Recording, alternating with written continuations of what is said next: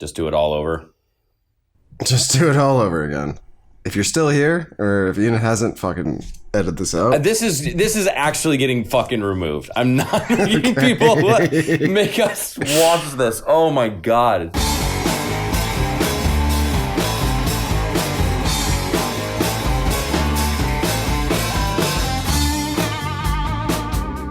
Yeah, it's good to be back. It is with another tier list. Single-use tier list. No, let's change the title of that. Can we change the title of that? Nope. All right, we're doing blue interaction. No, because we don't want to have to do this again. F11 that shit. Full screen this shit. Yep. No, airplane mode. Stop it. No, not airplane mode. Okay, here we are. Will we instantly be disconnected? Okay, good. And then we don't have to like crop out all the ads. Okay, so right. We've learned from the last time we did a tier list how to actually do this.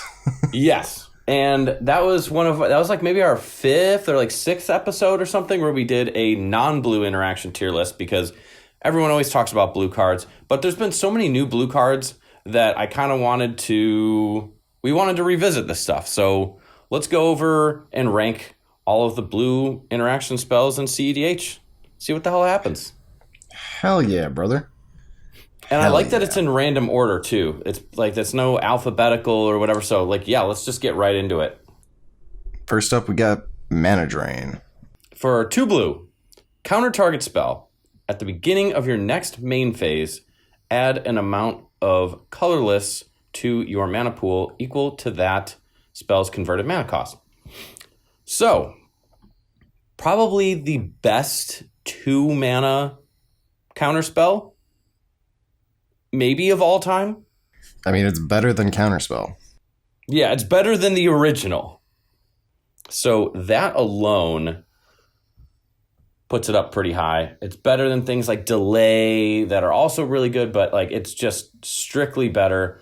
The 2 blue does hurt it, but the added ramp does make it really good. The main thing that really holds it back is the fact that we really just don't want to be paying for counterspells in general, if possible. And if we are paying, we want it to be like 1 mana. Yeah. We really don't want to have to pay 2. So I know, but it is a catch-all card, which I like. You can counter creature or planeswalker. You can counter anything. Yes, which is very relevant right now because there's a lot more creature combos, especially at flash speed with all the High Fate Trickster and Born Upon the Wind, all that crap going on. I'm tempted to say A because I just can't put this in S, even though it is really good. It's the best 2 mana counterspell. I just can't put it in S because of that. It's 2 mana. Yeah. I think we should probably we should rank this, and then we should do like 2 cards to like frame of reference. So like because I agree with you, I think this is an A tier just because of the catch-all. No, yeah, there.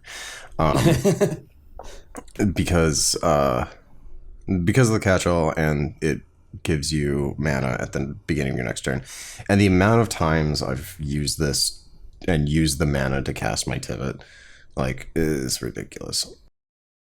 Or like you counter someone's big ass spell or like their ad nauseum. You're like, cool, I'm starting off my turn with fucking 5 mana.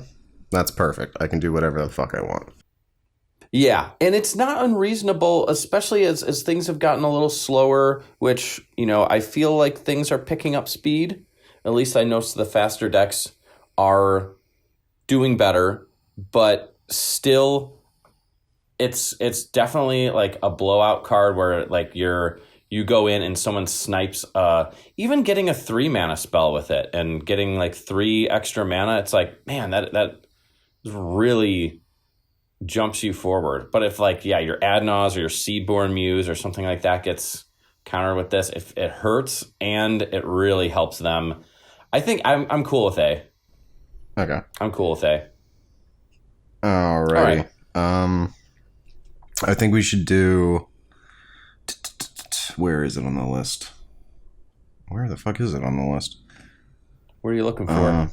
Force of Will? Actual counters? Oh, force of will. Okay. And we're back. That took a minute. Okay. We are good, though. It's all good. It's all good. Okay.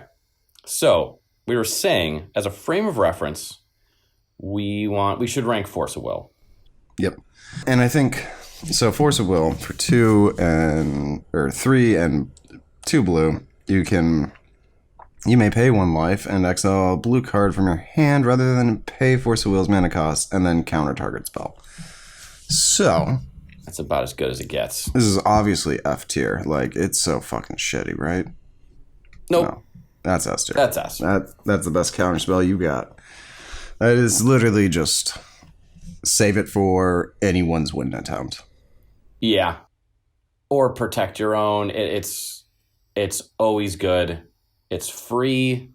It catches all.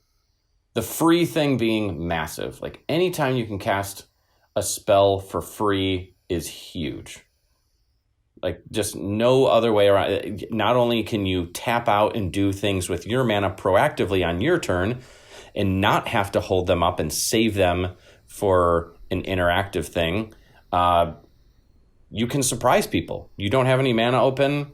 I mean, anyone that's played cEDH knows that you have to be prepared for these types of things, but it still will surprise people. They'll never know if you have it or not.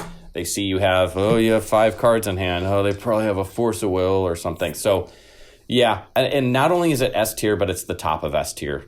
I'm not going to pay too much attention to the ordering in the tier sections, but like this one will stay at the top. Yeah. 100%. 1 hundo. And I think that's all there is to say about it. Yeah, now I'm trying to figure out what's the worst fucking card on this list. I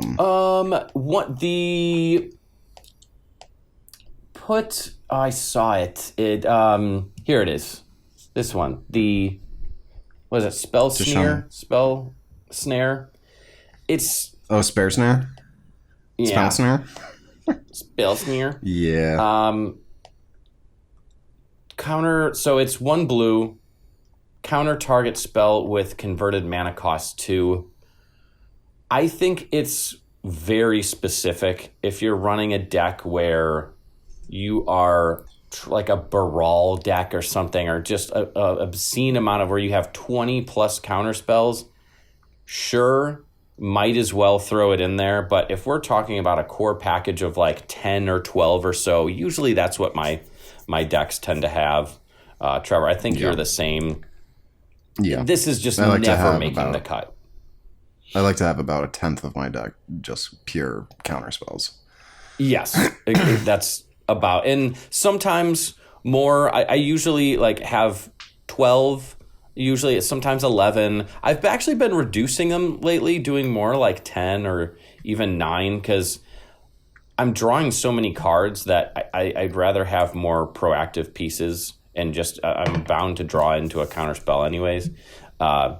So yeah, again, it's not that this card is awful. There's plenty of targets at 2 mana, but of course, someone could say, well, Breach and Thoracle, and yeah, but what about when you're in a counter spell war and you've casted your Breach, and then someone tries to Force of Will it, and you have this card in your hand? Well, that's it, So yeah, I'd throw it in D. I don't think it's necessarily like a D tier card, but in the vacuum and in the context of we're ranking these spells, this is on the lowest tier. Yeah, I agree. Now this is a vacuum of these are the spells only in blue. We're not looking at the other fucking spells. So our previous tier list has nothing to do with this. But yeah, I would agree. This is probably the lowest tier interaction piece. Yep. Agreed. Okay. Now that we have a frame of reference, exactly. We have a frame of reference, and now just go down the line. Yeah. So force and negation.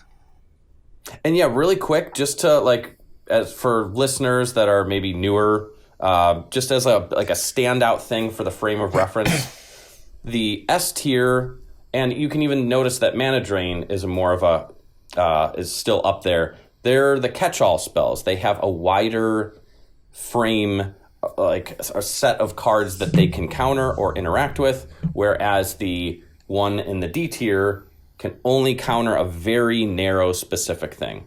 So that's just kind of a thing to keep in mind, and it's going to be a theme. So if there's something that's not on this list that, you know, years from now gets printed and you're trying to evaluate it, that's a good, you know, system to use. Okay, what's the variety of cards? What's the range of cards that it can interact with? And what is the cost associated with it as well? You know, Mana Drain and Force of Will are both catch-all spells, but Force of Will can be casted for free. So just wanted to kind of put that bit of context there. Hell yeah, brother. All right, take us away with Force of Negation. Okay, Force of Negation. For 1 and 2 blue, you get an instant. If it's not your turn, you may exile a blue card from your hand rather than pay its mana, or this spell's mana cost. Counter target non-creature spell. If that spell is countered this way, exile it instead of putting it in Summoner's Graveyard. Now, there's a few things about this card that I like and I don't like.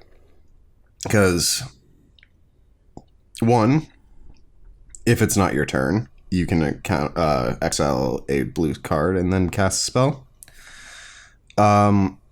I always have this fucking card in my hand whenever I'm pushing for a wind, and I'm like, this is literally my only counter spell. So it's like, great, I can't do anything with it. But the fact that it counters any non-creature spell, that's pretty good. The fact that it exiles it is really good. Like, I always save this for your Basalt whenever you're playing Kinnan, so that you just don't have a Basalt monolith. Yep. It feels bad. Or like doing that to someone's Breach or whatever, you know, perfect. They can't even attempt it again. Yeah, exactly. Like, extremely potent. Yeah. The not your turn being the only way that it's free is enough of a downside. I'd say almost all of the free spells are gonna wind up in S, but I don't know. I feel like that's... I don't know. I'm thinking A. I would put this in A. It's not S tier. The thing that really restricts it is the not your turn. So I'm going to put it in A. Even though people would say, well, 3/4 of the game, it's not your turn, but yeah. But when I'm pushing it for a win, it's my turn. Yeah. Well, you can win at instant speed with certain things, so it can be relevant there, but yeah, I think that's you'd be surprised how often that can be. And I've seen so many people accidentally mess this up. And I'm talking like experienced players, and they know that this card is like that. And they'll cast it and they'll be like, oh, no, sorry, I can't do that. And they'll catch themselves. Yeah. But I've seen people who are experienced and know what this card does, and they still forget. So, yeah, I think that's perfect. I think A is perfect. All right. Moving on. Ian, all right, do you want to... So let's do... Yeah, I'll do this one. Retraction Helix. So it's 1 blue for an instant. Until end of turn, target creature gains tap this creature. Return target non-land permanent to its owner's hand. So, and also what goes along with this is Banishing Knack. Literally reads the exact same word for word, except for the name of the card. Now, this is very similar to something like Chain of Vapor, where you can return target non-land permanent to its owner's hand without the chain effect, obviously. I do like that it's non-land permanent. You know, the downside is you have to have a creature without summon sickness, but the big reason why these cards are seeing play is Valley Floodcaller. It's a combo with that, where you can target your Valley Floodcaller with this, and Valley Floodcaller will untap itself whenever a non-creature spell is cast. So what you can do is, you know, cast your Soul Ring, tap it for 2 mana, you know, tap the Valley Floodcaller, return the Soul Ring to your hand, play the Soul Ring again with the colorless mana, untap your Valley Floodcaller, and repeat that loop for infinite mana. You can do it with other mana rocks or other things. Great combo piece. I don't win with it very often, but having a card that's like slightly less good than a Chain of Vapor, where the only stipulation is you need to have a creature out, and I usually have at least one creature. So sometimes it'll be useless, but most of the time it's a great card, and it's a combo piece. So I think, I don't know, do you have any experience with this card? I have no experience with this card, but with my lack of experience, I'd want to put it in B tier. Yeah, honestly, I was going to say that was going to be my instinctive reaction, to be honest. Like, you'd think like, oh, well, maybe like it's a combo piece and this, but I think as an interactive piece, and I am factoring in the fact that it's a combo piece. Otherwise, just as if it didn't combo with anything, I'd even put it in C or D. Probably C, just because it's still only one mana and the cost is so cheap, just tapping a creature for a deck where you have like a Tivit deck or something, where you're going to have like a Grand Abolisher or a Douthie or an Oppo or just some sort of value creature that's out, or an Esper. You know, you're not attacking with those, so why not just tap them? Yeah. So, but I think it bumps up to B because of the combo potential. But yeah. All right, take care of the next one. All right, Dispel. Let me find Dispel real quick. So for 1 blue, you get an instant that counter target instant spell. Now, this is honestly, I fucking love Dispel because it's like in the middle of a counter war, or like you're trying to get rid of somebody's. I mean, what can it target? Target ad nauseum, can target Tainted Pact, Consultation. It can counter a freaking tutor, most tutors. But like its main use is like in a counter war, you can just counter somebody's counter, which is really useful. Now the issue is that's really its only use. Like the fact that it's specifically only instant spells really hinders this card. However, I do particularly like it, so I don't know. What are your thoughts on this card? Yeah, I'm in the same boat. So lately, like I said, I've been kind of reducing the number of counterspells in my decks just slightly, where I'm cutting 1, maybe 2 of the less, stapley ones. And I've noticed that this is the one that is like my first one that I'm cutting. Now, and I would even say years ago, we'll get to these cards, there was a couple that I cut before this that were also very narrow, or had like, I'll call them the leak counterspells, where someone can still, pay to not have it countered, like a spell pierce or a miscast or something like that. Mana leak is the original. That's where that term comes from. But yeah, now Dispel is kind of on the chopping block. It's just too narrow. And yes, it's great in a counter war, or like you said, like a instant speed tutor. But that's kind of it. And I don't know, sometimes it feels like we need more from our counter spells nowadays. So yeah, I don't know. It's still only 1 mana, and it's really good at what it does. I don't know. I'm kind of tempted to say I'm in the B, C area. I feel like it's too good to put it in C, but we can always swap things around as we move along. I'm looking at the list. I have an idea of what is C tier. And I don't think Dispel is C tier. I think Dispel is a firm B tier, because like it's good at what it does. Like it doesn't have any stipulations to it, which is really nice. It's just straight up counter target instant spell. So you're right. I think a solid B is where it belongs. Yeah, you know what, that's fair. That's where I was thinking too. With maybe C, you could make the argument for C, but yeah, no, I'm cool with B. Okay. That's perfect. You want to take on Into the Flood Maw? Yeah, so we've got Into the Flood Maw. That's 1 blue for an instant. Gift a tapped fish. You may promise an opponent a gift as you cast the spell. If you do, they create a tapped 1/1 blue fish creature token before its other effects. And return target creature an opponent controls to its owner's hand. If the gift was promised, instead, return target non-land permanent an opponent controls to its owner's hand.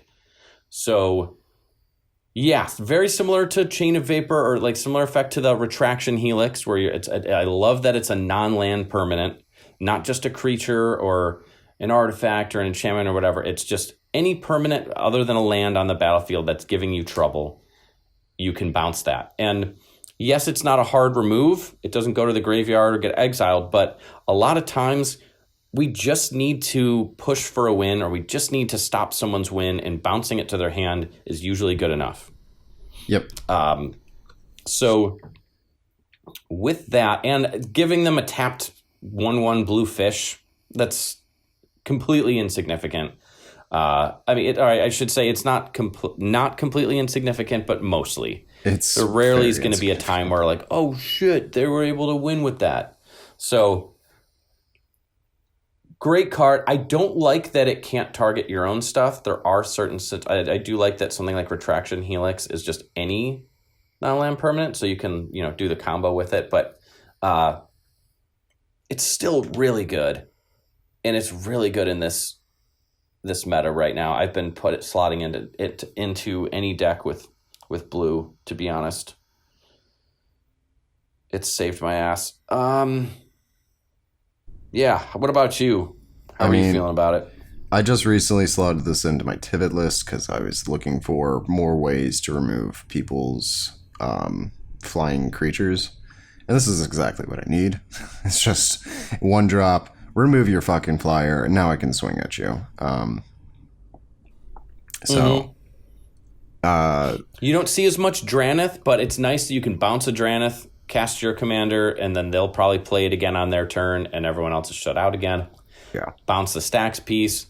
Someone's comboing off, bounce their breach, and now they have to awkwardly, especially if they... I think this happened to me where I played breach, I crack LED, and in response, they put it to... Well, I forgot the exact scenario. Maybe I had already cracked it. And I think in response to, like, I was using I casted something else from my graveyard. So I'd already used the floating mana, and they bounced my breach to my hand. So I had breach again, but I didn't have the mana to cast it.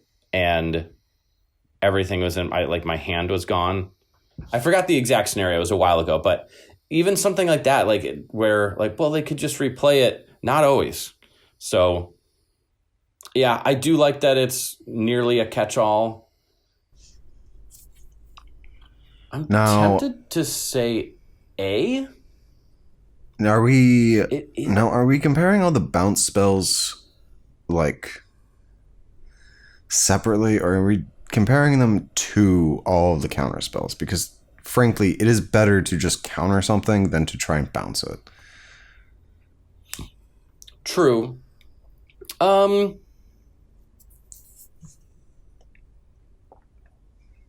don't know. I would say that it's kind of a separate thing, because there are times where... Because here's the thing. Of course, it's better to counter something, but you only have one moment to counter something right then and there. And if you don't have the answer for it, right, and you only had counter spells, you're screwed. It's on the battlefield. But you can draw into this at any other point and utilize it. So I don't think it's okay. We're basically comparing them slightly separately, but in the same context. So I'm still I think that Force of Negation is a better card than this. I'd like if I had to cut one, I'd probably cut Into the Flood Maw before I'd take out Force of Negation. But I still think as a bounce spell, it's an A tier. Okay, I'll agree with you. Solid A tier. Argument for B, but yeah. Argument for B, but it's pretty good. Chain of Vapor. this is very similar. So we've got very, very similar, except a little bit better. Where the fuck's my Chain of Vapor? So for 1 blue, and you get an instant, and I still can't find it. God damn it! Where the fuck is it? Where the fuck is it? Oh, it's right there. Return target non-land permanent to its owner's hand. Then that permanent's controller may sacrifice a land. If that player does, he or she may copy the spell and may choose a new target for that copy. So this does some funky shit with Hullbreaker Horror. Where you can start bouncing all your shit. And then recasting them. And then yada yada yada. I think everyone knows how that works, right? I actually don't know how that works, but it's also it's good. Basically, where, just it's not a combo, but you can get a lot of extra mana. Where if you tap all your rocks, you Chain of Vapor targeting your own rock and you tap all the lands, so you float all your mana. Then you sack all your lands to keep targeting your rocks and so you basically kind of double up on mana a little bit. It's really good in something like Kinnan. I personally haven't done that unless I've maybe done it with a few rocks if I'm pushing for a win and I'm like, I can for sure win here. I have interaction to protect myself, but I've never kind of YOLO'd and said, well, I'm just going to go and see if this works. Because then if it doesn't, then you've really only doubled your mana and blew up all your lands. So you can kind of blow yourself out.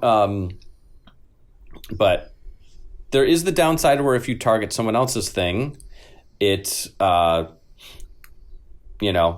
can continue the chain and bounce your thing as well. But most of the time, if someone's pushing for a win and you Chain of Vapor something back to their hand, they often don't want to sack their land. A lot of times, depending on when in the sequence, if you time it right, it puts them in a tough situation where they feel like they probably have to recover and try and rally and push for a win their next turn.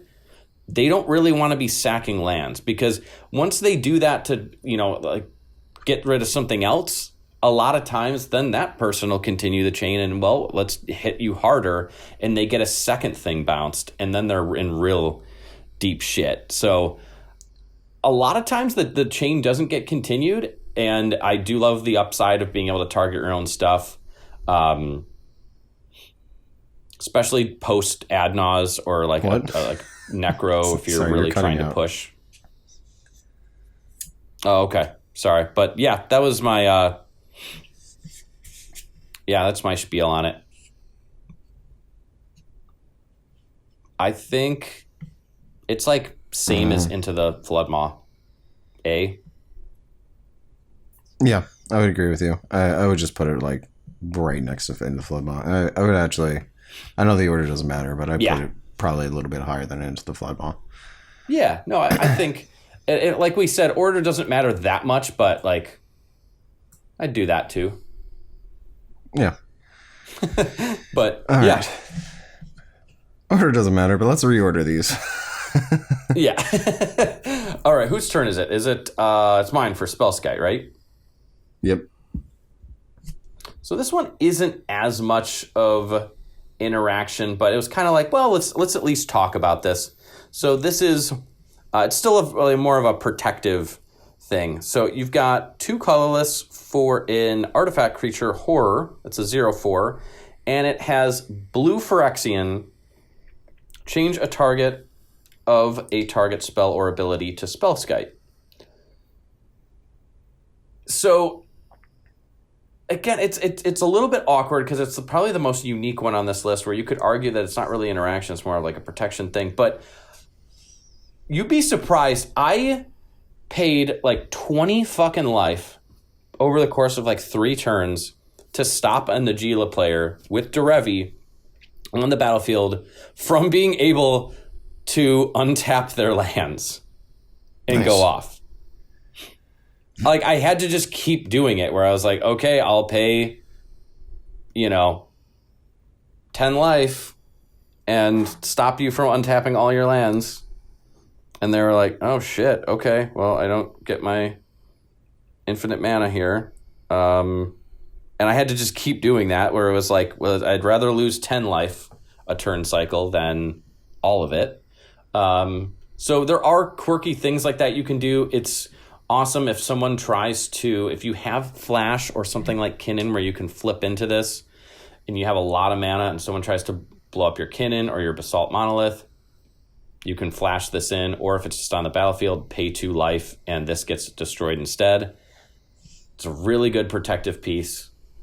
And like the Derevi example, changing the target of the untap effect, the Derevi triggers. So it's very interesting in that regard. I don't know. Yeah. What do you think about it? I don't think it's definitely not A tier. I'm thinking I have very little experience with this card except like being kind of shut out with it. But when it works very well is the thing. I think I'm questioning whether we put it in B or we put it into C tier. I think it's nice. I think it's too good to put it in C. I think B. B? Okay. We can put it in B. The lack of instant speed, unless you have Flash or something like Kinnan where you can flash it in, hurts it a lot. But once it's resolved and on the field, it is very good. Yeah. Okay. So, yeah, I'm cool with B. Solid B. All right, why don't you take on this next one? Fierce Guardianship. For 2 and a blue, you get an instant with, if you control a commander, you may cast this spell without paying its mana cost, and then counter target non-creature spell. So, this spell is good in certain decks. Like, it's definitely a card you wouldn't want to include in, like, if you're playing Atraxa or Tivit or any other spell or any other deck where, like, you're not guaranteed to have your commander out. But in decks like Rogsai or Rog Thrasios, I think this is like an auto include because you're almost guaranteed to have like Rogrek on the field. Yeah. And even something like Tivit, where it's later on, when you do so, Tivit, it's hard to counter. It's like Tivit's very hard to deal with. We were literally talking about this last night, where it's like, unless you counter it with a Force of Will or a mana drain or something like that, once it's out, you don't want to pay 4 mana for a Swords to Plowshares. That fucking sucks. Oh, yeah. It's very hard to deal with once it's out because of the ward cost. And a lot of times people only have 1 or 2 catch-all counterspells in their deck. So Tivit rarely gets countered. So once you do have Tivit out and you're trying to push for that win, they're probably the way to stop the Tivit Time Sieve combo is either counter or destroy Time Sieve. But if you have your Fierce Guardianship, boom, there you go. It doesn't matter that it's only free once you have your commander out. That's the crucial point of the game. I still think it would be worth running in those types of decks. And then in any other deck, like Kinnan, like you said, Tymna, Thrasios decks, Rograk decks, Yoshimaru decks, anything where you have a very cheap commander that's out, I mean, it's just fantastic. So I think I think there's no way it's not an S. You think this is S tier? Absolutely. Oh, I was aiming more for B, but B? Oh no. This is S. It's a non-creature spell.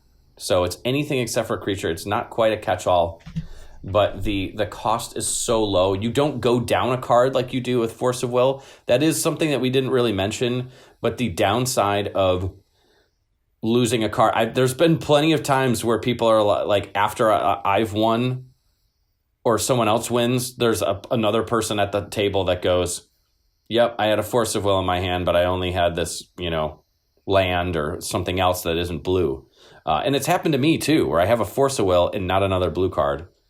Or I have like a Force of Will and a Fierce Guardianship in hand. And I'm like, well, I don't want to have to pitch my other counterspell, but, it happens. Yep. So, okay, man, it's so hard. I understand. It's definitely not B. Not B. It's either top of A. I could say A. I could do A. I think it's absolute top of A. Solid right there. Because this doesn't go in every deck, but when it is in a deck, it's a solid fucking card. All right, yeah? Oh, man. I it's hard to think of a deck it doesn't go in. That's blue.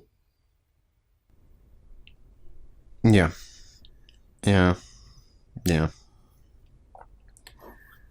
But I can understand top of A. I can. Let's see. Misdirection. Ian? Yes, let me group my list up. So this is a cool one. I've thought about, why is this? It's actually not. Oh, it's on the sideboard of this list for some reason. Okay, so we've got 3 and 2 blue for an instant. You may remove a blue card in your hand from the game instead of paying Misdirection's mana cost. Target spell with a single target targets another target instead.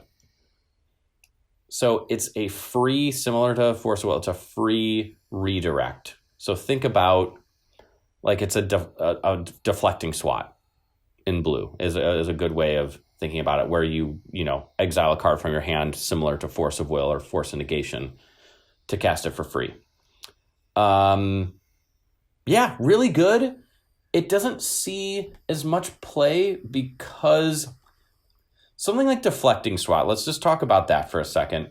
The reason it's so good, I think we probably put it in S tier on our non-blue interaction because it's used as a pseudo counterspell because, someone tries to Force of Will your thing, you deflecting swat the Force of Will to target your deflecting swat instead, and then everything kind of fizzles out and your thing still goes through. In blue, you don't need to do that because you can just counter it. Now, deflecting swat and misdirection all have other purposes of you can do quirky things, target abilities, redirect them to different permanents or spells on the stack. You can do some goofy things, but 9 times out of 10, those redirect spells really are used as like a pseudo counterspell. So in a sense, you could say this is a counterspell too. It's also a protective, someone tries to blow up your commander or another piece and you can redirect it to something else. I think it's underplayed, to be honest. I think it's better than it's getting credit for with the, very few amount of decks that it sees play in. However, I don't think it's incredible. I think you'd rather just have a straight up counterspell than a deflecting type thing. But yeah, I don't know. I would much rather have just any counterspell than misdirection. But that's me. Now it is nice. So, like, imagine you are playing Tivit. You're casting Tivit. Someone tries to Force of Will it. You can just misdirection. Yeah. Force Yeah, of that's will. true. So it really is it. We really should. I think the changing the target now. It's not now if someone else is cast. Let's say hypothetically casting their Tivit or Kinnan or whatever. You can't. This is not a force of will. It doesn't just counter their thing. So I think B tier, like part of it's tempting to say C, and you'd think that based on like it doesn't really see that much play, but like I don't know, the one of the best Kinnan players, who's I think he's ranked on like one of the best players on the top deck right now, Freedom Waffle. He plays a lot of Kinnan, and I know he has that. He has some interesting includes in his deck. He was doing like, what is it, Disrupting Shoal or something, where it's like 2 blue and X, but you can discard a card instead. Yeah, he's second on the leaderboard of top deck right now, and I believe his Kinnan list has Misdirection in it. I know that's kind of like a weird specific thing. Just because one of the best players plays it doesn't mean it's just automatically this great card. But I don't know. I think it's a little underrated right now, and B tier is probably where it goes. Okay. I'm thinking either B or C, but I'll go with you for B. If we gave Spell Skype B, we can give Misdirection B. Yeah. Yeah, hey, Misdirection's free, and it only does it once, but yeah. Cool. All right. Why don't you take Spell Pierce is for 1 blue, you get an instant that counters target non-creature spell unless its controller pays 2. So I like it that it is any non-creature spell. That's really good. I don't like the fact that it's got a stipulation of unless they can pay 2. Because a lot of times, yeah, they can usually just pay the 2. And then you just wasted your Spell Pierce. But yeah. And you know what? I also want, can we talk about at the same time, because they're very similar and it's slightly different, can we talk about Miscast right now as well? Yeah, where's Miscast on here? So it's on the top row towards the middle. I will read the Miscast. So Miscast is 1 blue for an instant, counter target instant or sorcery spell unless its controller pays 3. So there is a big difference when it's that narrow. There's a big difference between 2 and 3 mana. Especially when things are in the middle of a turn on the stack, things are happening. But it's only instant or sorcery. Right off the bat, Miscast is better in a counter war. Straight up. It's that much harder. That 1 extra mana can be make or break it. Personally, though, I used to run both of these back when I had a lot more counterspells in my decks, and this is when we were talking about Dispel, where I said that now Dispel's kind of on the chopping block. These Miscast and Spell Pierce were the ones that got cut before that, because I was sick of people being able to pay it in crucial moments. But then I will say Miscast got cut before. That was the first cut, and then Spell Pierce got cut next. The catch-all had saved me. You'd be surprised the amount of times where people have like almost no margin for error. Or like I have 1 counter spell in hand ready to go to protect myself. They play their breach or their combo or whatever's going on. Someone else tries to counter it. They force of will. You play Spell Pierce. Oh, well, that sucks. Or they're even casting their breach and you try and Spell Pierce it, and they're like, well, shit, I was kind of depending on the LED, and like I need mana to get the combo going, so I don't have that extra mana right now. So I like the catch-all more than I like the extra cost. Right. I still don't particularly think they're that good. Like when they were like the first counter spells that I cut to add other counter spells to my deck. Yeah. So with that, I think we would say, in my opinion, this is where I'd put them in C tier. With absolutely. That's exactly what I was going to do. Being ahead of miscast. Just because, it's not a guarantee that you're going to counter something. They can potentially pay for it. And it has happened where I've just sat with a spell pierce in my hand and was like, well, I could counter that, but they have open mana, so they can just fucking pay for it. So it's kind of useless. Yeah. Yep. I'm with you. Honestly, I think that's exactly what I was going to say. Like, C tier is the perfect place to put it, and specifically Spell Pierce being a little bit better, but not that much better where one's in D tier and one's in, like, they're in different tiers. I think, like, that is exactly where they should go. Oh, fuck, shit. I'm tired. All right. What is this next card? Is it Stifle? Ah, yes, it is.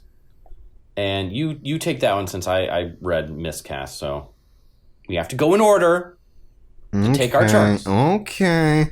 So Stifle, for 1 blue, you get an instant that says counter target activated or triggered ability. Now, nobody plays Stifle effects, and it kind of... I almost feel like that people should be playing Stifle effects, because currently, like, triggered or activated abilities are, like, the way people are winning. Or, like... But at the same time, they're not... I understand why no one plays them, because they're not that good. Because you're sitting in... It's very narrow. Yeah, they're very narrow. Like, compared to, like, Louis Sucks, where, like, you can counter a triggered or activated... What does Louis suck? Louis Sucks something. I can't remember what it is. The new card from Final Fantasy, though, where, like, you can... Yeah, I know.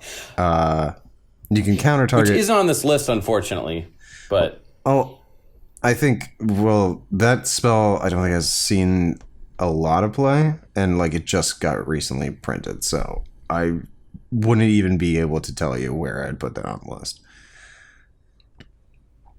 Yeah, no, I'm with you. I was going to say, I like, when we were throwing this list together, and we were like, ooh, should we put that on there? And then we're like, we can talk about it briefly, because it goes along with Stifle. I think here's my thing. I agree with you that Stifle effects are or would be really good in the meta right now. The issue is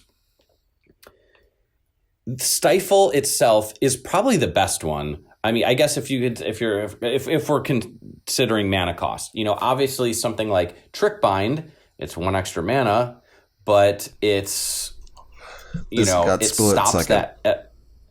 Yeah, it's got split second, so it can't be countered, and it prevents them from activating that ability again until the end of turn. So that can completely shut someone down. So that's a better effect, but it costs 1 more. And then you have something like Disallow that counters a spell or an activated or triggered ability. But that's 3 mana. So then you're getting to the point where it's like, now I have been disallowed, and I always mention this player, this guy, Sky.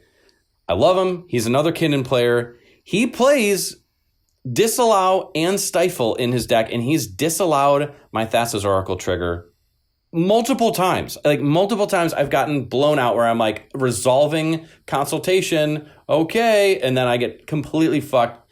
And I kind of almost understand his methodology behind it, or is like the mindset, like, hey, I'm playing Kinnan, I have a lot of extra mana, I can afford the 3 mana catch-all. I personally wouldn't play it, but I completely understand why he does, and it's worked very well. But the issue is also, you only have one stifle in your deck. Like this, let's just say, like what are you going to do? Replace a dispel with stifle. Let's say you do that. You're gonna like what? How can you guarantee that you have this when you need it? Exactly. You know, it's like, okay, well, what do I run both this and Trick Bind? Okay, well, what's my next? You know, let's just going off our list. The next worst counterspell above Dispel, and I know we haven't gone through a bunch of others, but like, you're gonna cut Mana Drain and put in Trick Bind. I don't know. You know, that just doesn't seem like a good option. So then, the only way to make it where you're more likely to have the stifle effect when you want it is throw more of them into the deck, and that means taking out other more relevant, you know, wider variety spells. Exactly. But I agree with you. Like, stifle effects should be in the format more. I think Louis Soy's Sacrifice, I think that was them testing the waters, and I think that's a great, you know, test, because they didn't make it super busted where this thing just does everything, but it's enough where it's like, okay, this is what we want to be seeing. Really quick, I'll read Louis Soy's Sacrifice. It's 1 blue for an instant. As an additional cost to cast this spell, sacrifice a legendary creature or pay 2 additional generic. Counter target activated ability, triggered ability, or non-creature spell. I mean, the legendary, sacking a legendary creature, that's very specific. A lot of times, most decks, they only have 1, and it's their commander. And if you have 2, it's your partner commander. And if you have more, it's like a couple narrow cards. You know, it's not very common. And unless you're playing a deck with Rograk, I think Louis Soy's Sacrifice is an auto-include. But other than that, I don't know. It's too narrow. I think, and that's even really good. I think somebody commented on our Final Fantasy review video and said that they were testing that card and it was very underwhelming. So, like... Okay. So, even I think that says a lot. Yeah. So, I think Stifle effects, I don't think they're straight trash like Spell Snare. I think they're a solid C tier where like you could probably play them and they would do a lot, but you have way better options. Yeah. I still think that I would rather run Spell Snare. Yeah, I think put it at top of D. And you know what? I would even make an argument. We should read Trick Bind. I would even make an argument that Stifle goes here, and Trick Bind actually goes here. Trick Bind in C tier instead of D? Yeah, I would rather run Trick Bind. And let's read this card. So Trick Bind is 1 in a blue for an instant with split second. So it means as long as this spell is on the stack, players can't play spells or activated abilities that aren't mana abilities. So this can't be countered. This can't be stopped. The second it's on the stack, everything's halted until this resolves. So this does resolve. And it reads, counter target activated or triggered ability. If a permanent's ability is countered this way, activated abilities of that permanent can't be played this turn. I mean, I've had my Kinnan trick binded. I've had my Basalt Monolith trick binded, the untap. So, I mean, it sucks if it happens. It's narrow, but I think this is way better than Stifle. Even if though it's 1 more mana, I'd rather pay that extra mana for the guaranteed. Because what if you stifle the Basalt trigger and they just pay it again and they go off? I still think Stifle effects are too narrow. I would even argue, I could even see like, if you want to put this at the top of D. I could see that too. No. Yeah, maybe top of D. Yeah. I don't know. Yeah, they're just too narrow. They're not good enough yet. And then with that, we should also just read Tishana's Tidebender. The hell is that? Is 2 a blue. You get a creature, Merfolk Wizard, that's 3/2 with Flash. When it enters the battlefield, counter up to one target activated or triggered ability. If an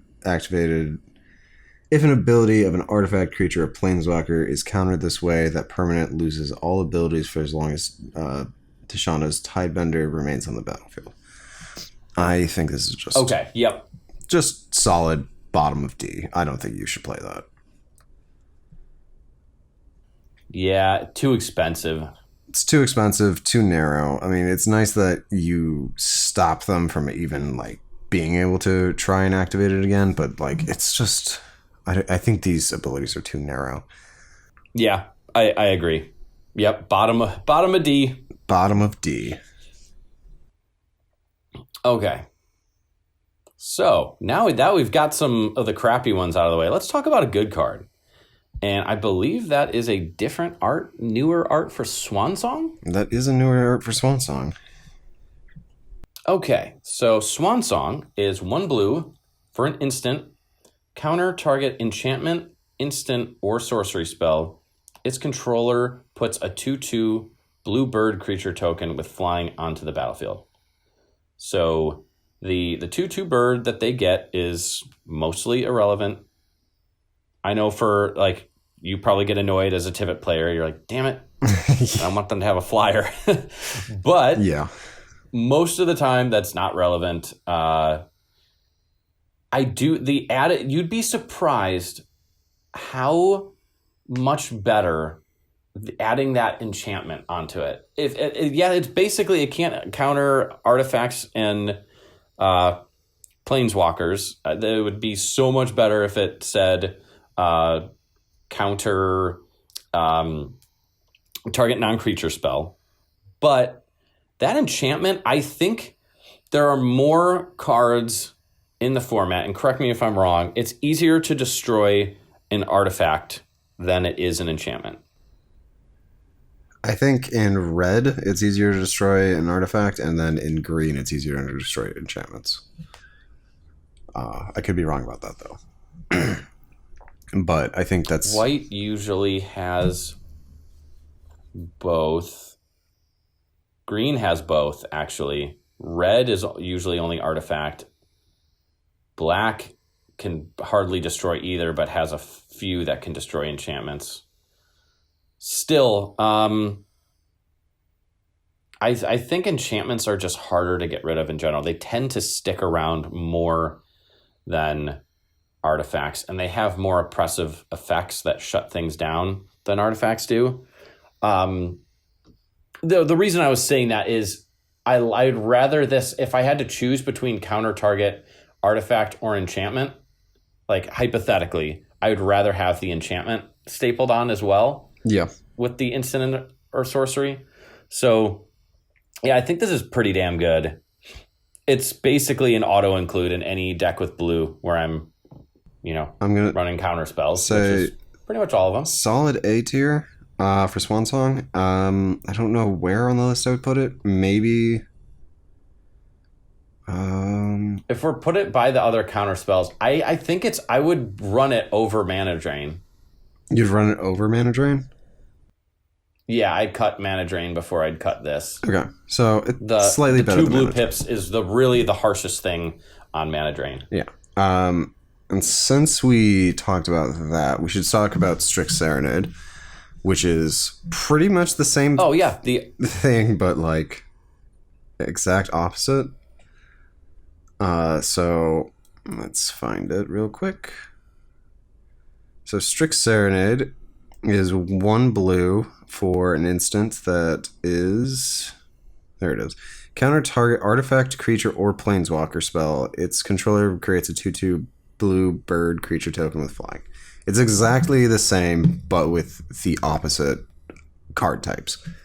And I think this one, I'm just going to put it immediately right behind Swansong. I think Swansong... Really? I think Swansong is way better because you want to be countering the instants or the sorceries. But being able to counter somebody's creature is just really good. It's For 1 mana. It's the Planeswalker will almost never be relevant, but and the artifact. it's basically it reads like you can count. I guess you can counter someone's One Ring with this, but like honestly, you're using this as a creature counter.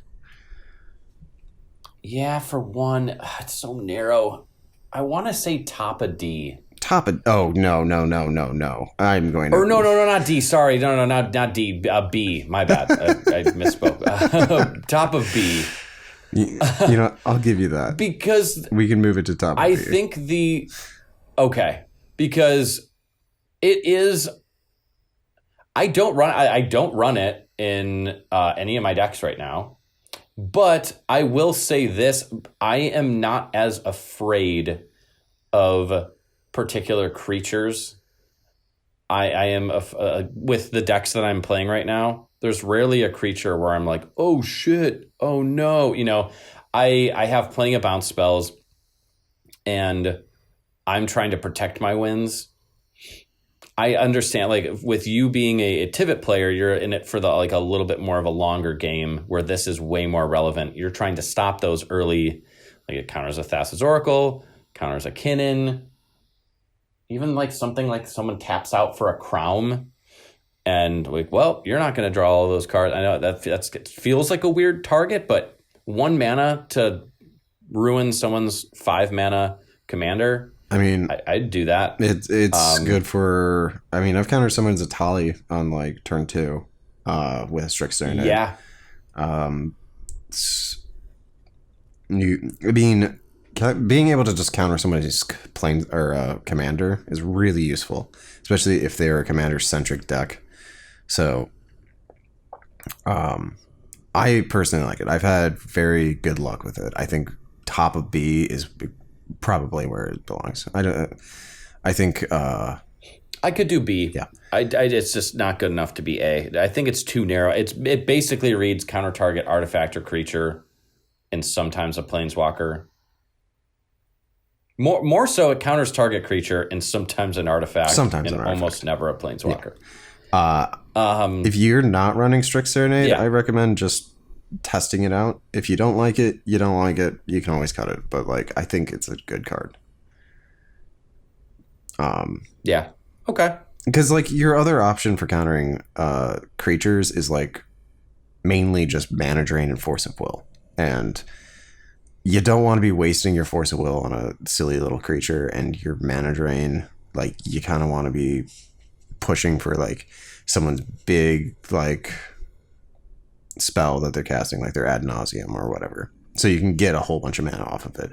Whereas like Strict Serenade, it almost feels free because you're only paying 1 and then you get to just counter someone's creature. So I think it's good. Yeah. No, I should try it. Yeah, I recommend just testing it out.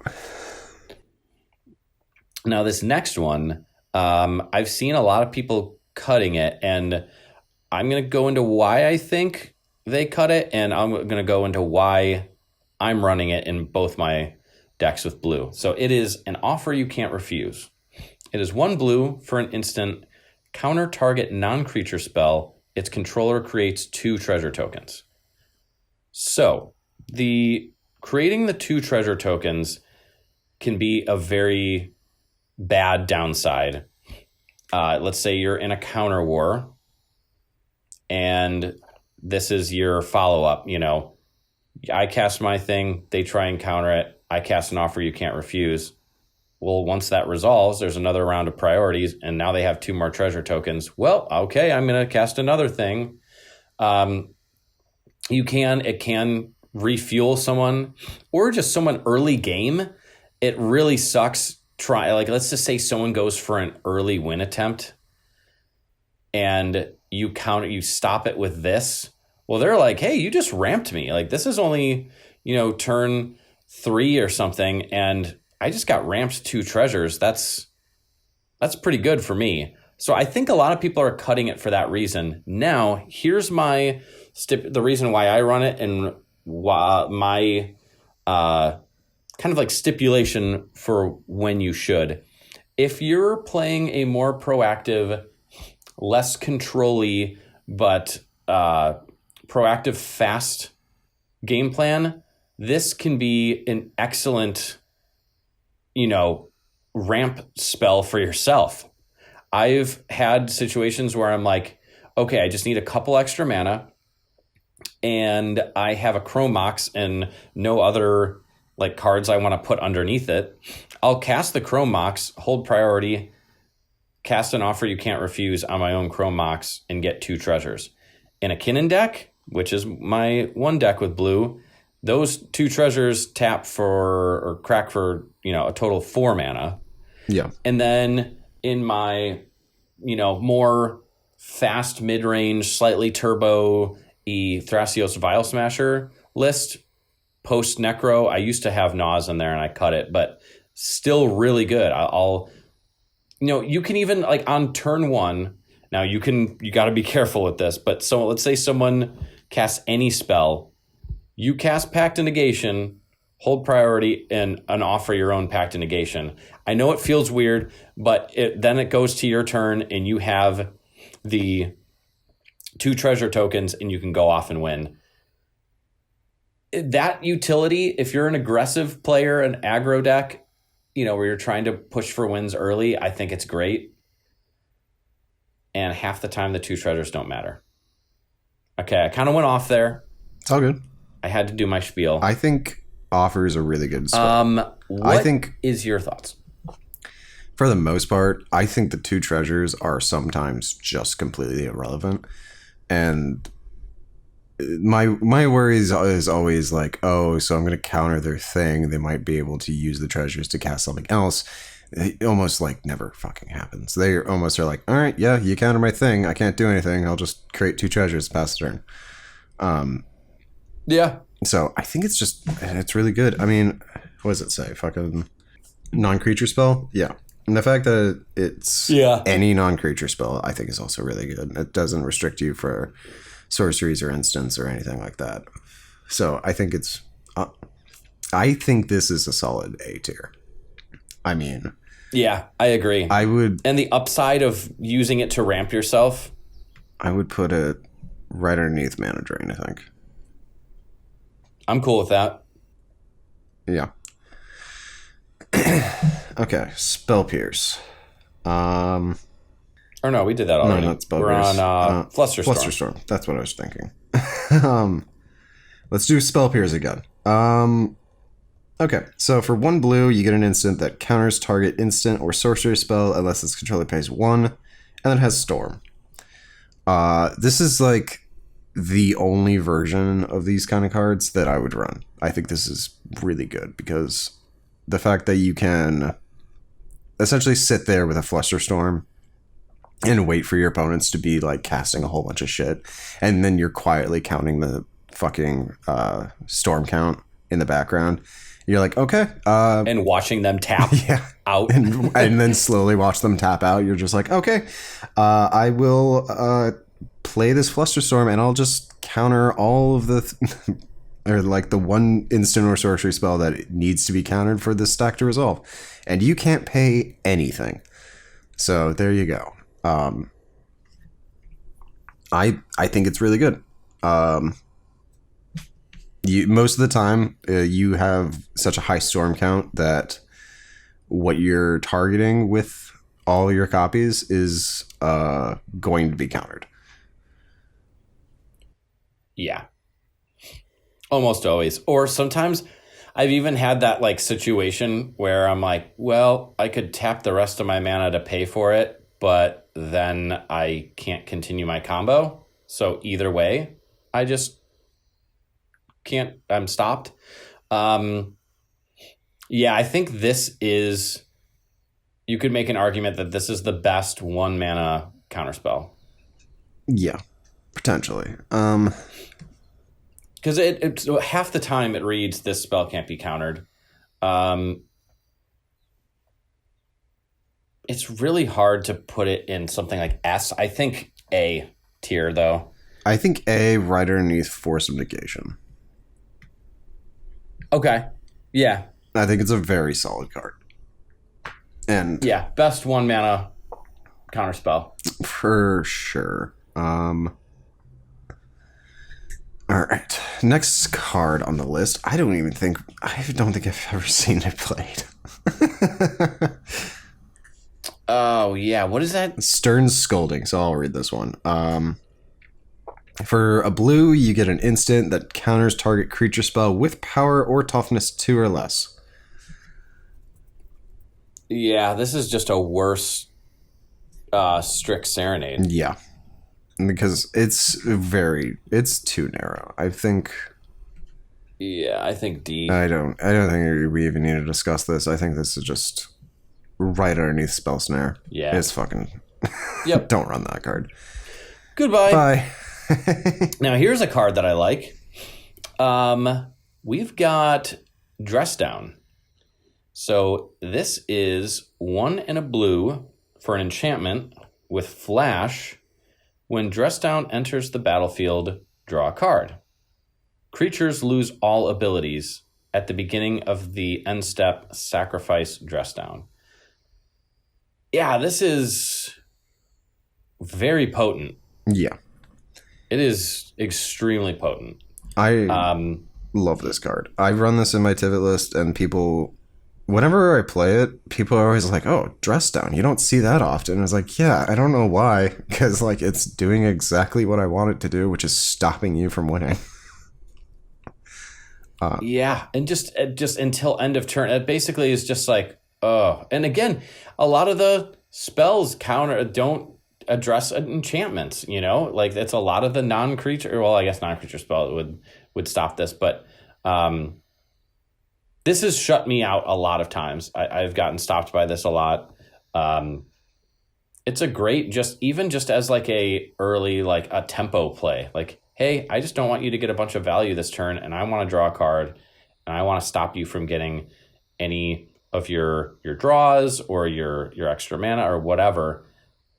It can be rough. So yeah.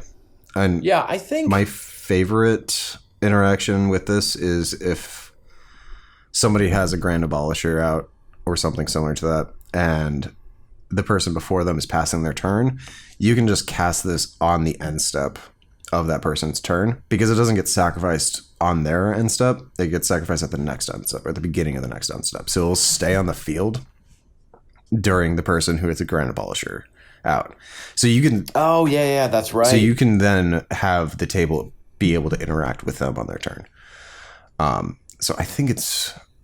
That little bit of interaction is like one reason that I kind of refuse to cut this card. But it also has saved my ass, like just being able to be like somebody's casting a Tali or something. You're just like, oh, Tali? Well, here's a Dress Down.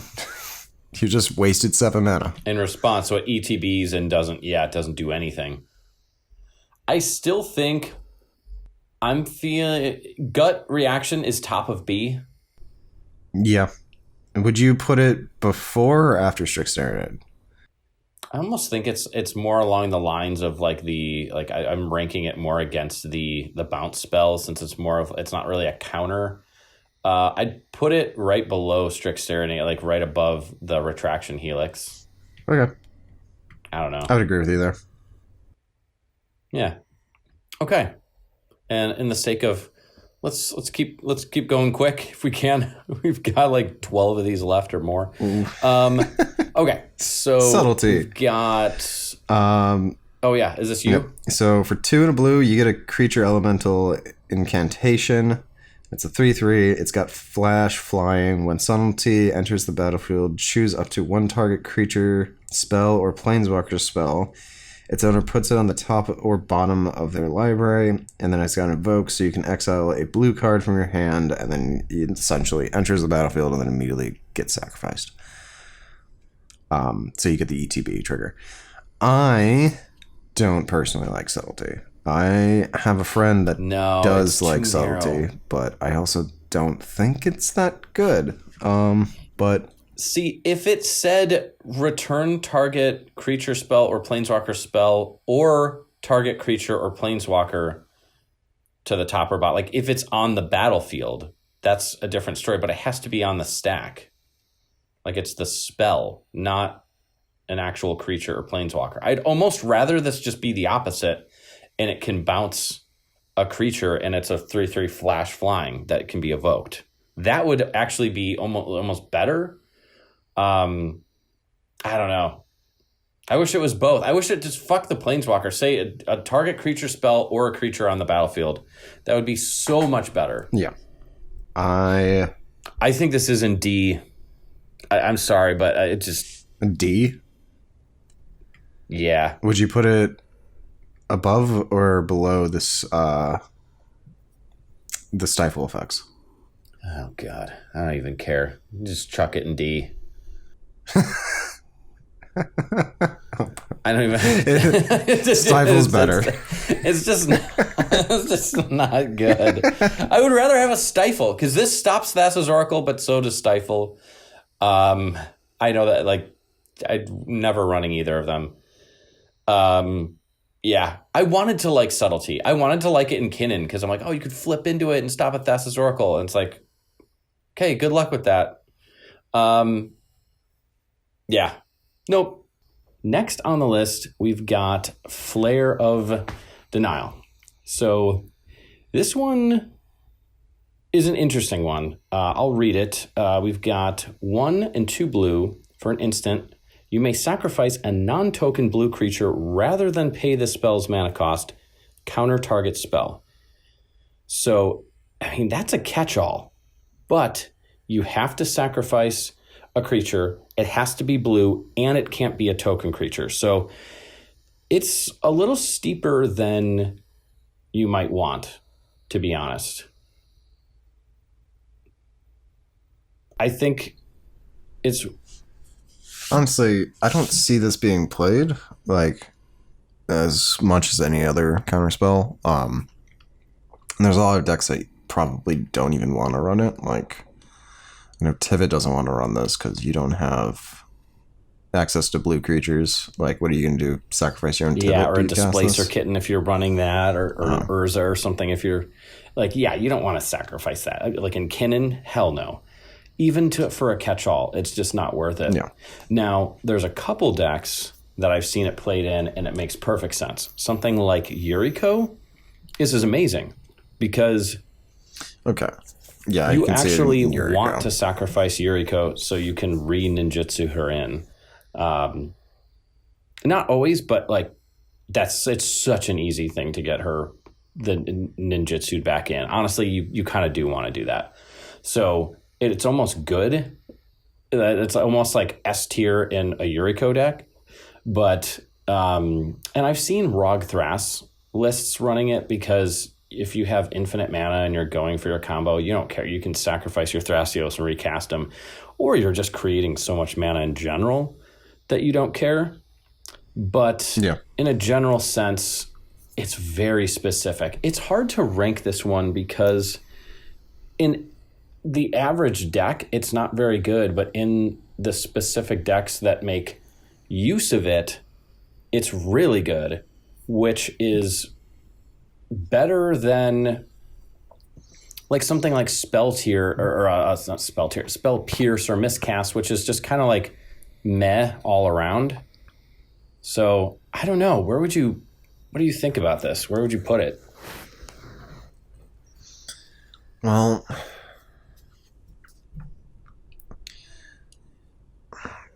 we're comparing this in the light of like all the other interactions, right? Like all the other blue interactions, not just some specific decks. So like I don't think it's particularly that good of a card, but it is, since it is good in Yuriko or Rog Thras, Maybe like top. It does get bumped up a little bit. I would say I'm thinking more like B or C tier. I was gonna say either like I think top of C. I think because it's not top like it's not like it's good in 5 or 6 decks and terrible and everything else. It's good in like it's really good, but in like 2 or 3 decks. And I'm sure there'll be more uses for it as time goes on. But the non-token thing really hurts because what blue creature? There's not very many creatures that you want to sacrifice that you're playing. You're playing good cards a high concentration of good cards. The slots in decks are so competitive nowadays because the card quality is so high that you don't want to sacrifice a really good blue creature. So yeah, I think top of C is fine. Yeah. All right, take care of that next one. All right, this one's one of my personal favorite cards. Sink into Stupor. So for 1 generic and 2 blue, you get an instant that returns target spell or non-land permanent to an opponent. An opponent controls to its owner's hand. And then its flip side is one of the bolt lands. So this card has saved my ass in tournament. So what is that? Misrise Village, I think, the new land that makes your spells uncounterable. Mm-hmm. So essentially, this player was going for a win with Thassa's Oracle. So he plays his Thassa's Oracle, ETB on the stack. He taps his Misrise Village, and he plays Demonic Consultation. He taps himself out, and I'm like, ho, I've got the one card that could interact with you, and I cast this to bounce or play his put his consultation back into his hand, and then he tapped himself out so he couldn't do anything. So yeah, that's dope. And yeah, that is, I mean, and sometimes returning a spell to a hand can seem, it's like, well, that's not, it gets around uncounterable. Now they can recast the spell, but in that case, they were tapped out. A lot of times people will tap themselves out, and maybe they'll hold up some sort of interaction or whatever, but like a lot of times they've already spent it, and it's like, it's, razor thin margin, and this takes care of it. Plus, if you do this to like a Tivit or something, like, all right, return the Tivit to your hand, you're not going to be able to recast that. It's also, I mean, the opportunity cost is nothing. It's literally just a blue land on the other side. Yeah. So I don't think it's necessarily A tier. Just because I think the mana cost really hinders it. Like 3 mana, holding up 3 mana to cast this is kind of like, you're kind of wasting a turn when you pass that. A little bit, but, yeah. But the spell itself is really good. So I think it's a solid B. Yeah. In my book. I was going to say top of B, just because the opportunity cost is so low. It's kind of like there's almost no reason not to run this. I don't have it in my 4-color deck with blue, but I've thought about it. I'll put it that way. It's just that like sometimes it's not worth. I already have. It's a Thrasios day. It's my Thrasios File Smasher. I'm drawing into other stuff. I don't need another land that's only one color. I need full colored lands. I'm thinking top of B just because it's like so many decks run this card. And like you said, it's not the best. It's a little overcosted, but it comes in clutch, and it's like there's not really a downside to running it most of the time. Yeah, that seems to be a theme with anything that we put into B tier, like Strixarian and Dress Down. They're like, they come in clutch when you need them, but they're not like catch-alls. Yeah, exactly. So actually, basically all of those are, and I would say that, of course, Force of Will goes in pretty much every single deck with blue. Same with any of the ones in A, but I've seen people maybe cut ones in A, but for the most part, those are all in every deck. With the exception of Mana Drain, is usually probably the one I see less, just because of the slightly higher cost, but it's the best 2-cost one. And then, everything in B tier is a little bit more specific, to like situations, but it comes in clutch. C it's very specific and or like not as reliable. And then D is like, it's like too specific. It's not something you really want to be doing. Yeah. Yeah, that's a good way of... All right, next on the list, we got March of Swirling Mist. Ian, you want to take care of this one? Yeah, just to finish that thought, I don't think there's anything, like, as I'm just doing a quick glance at it, I don't think there's anything I'd change. I like it so far. Yeah. All right, so March of Swirling Mist is X in blue for an instant. As an additional cost to cast the spell, you may exile any number of blue cards from your hand. This spell costs 2 less to cast for each card exiled this way. Up to X target creatures phase out. Yeah, I'm not going to lie. I'm a huge fan of this card. Oh, me too.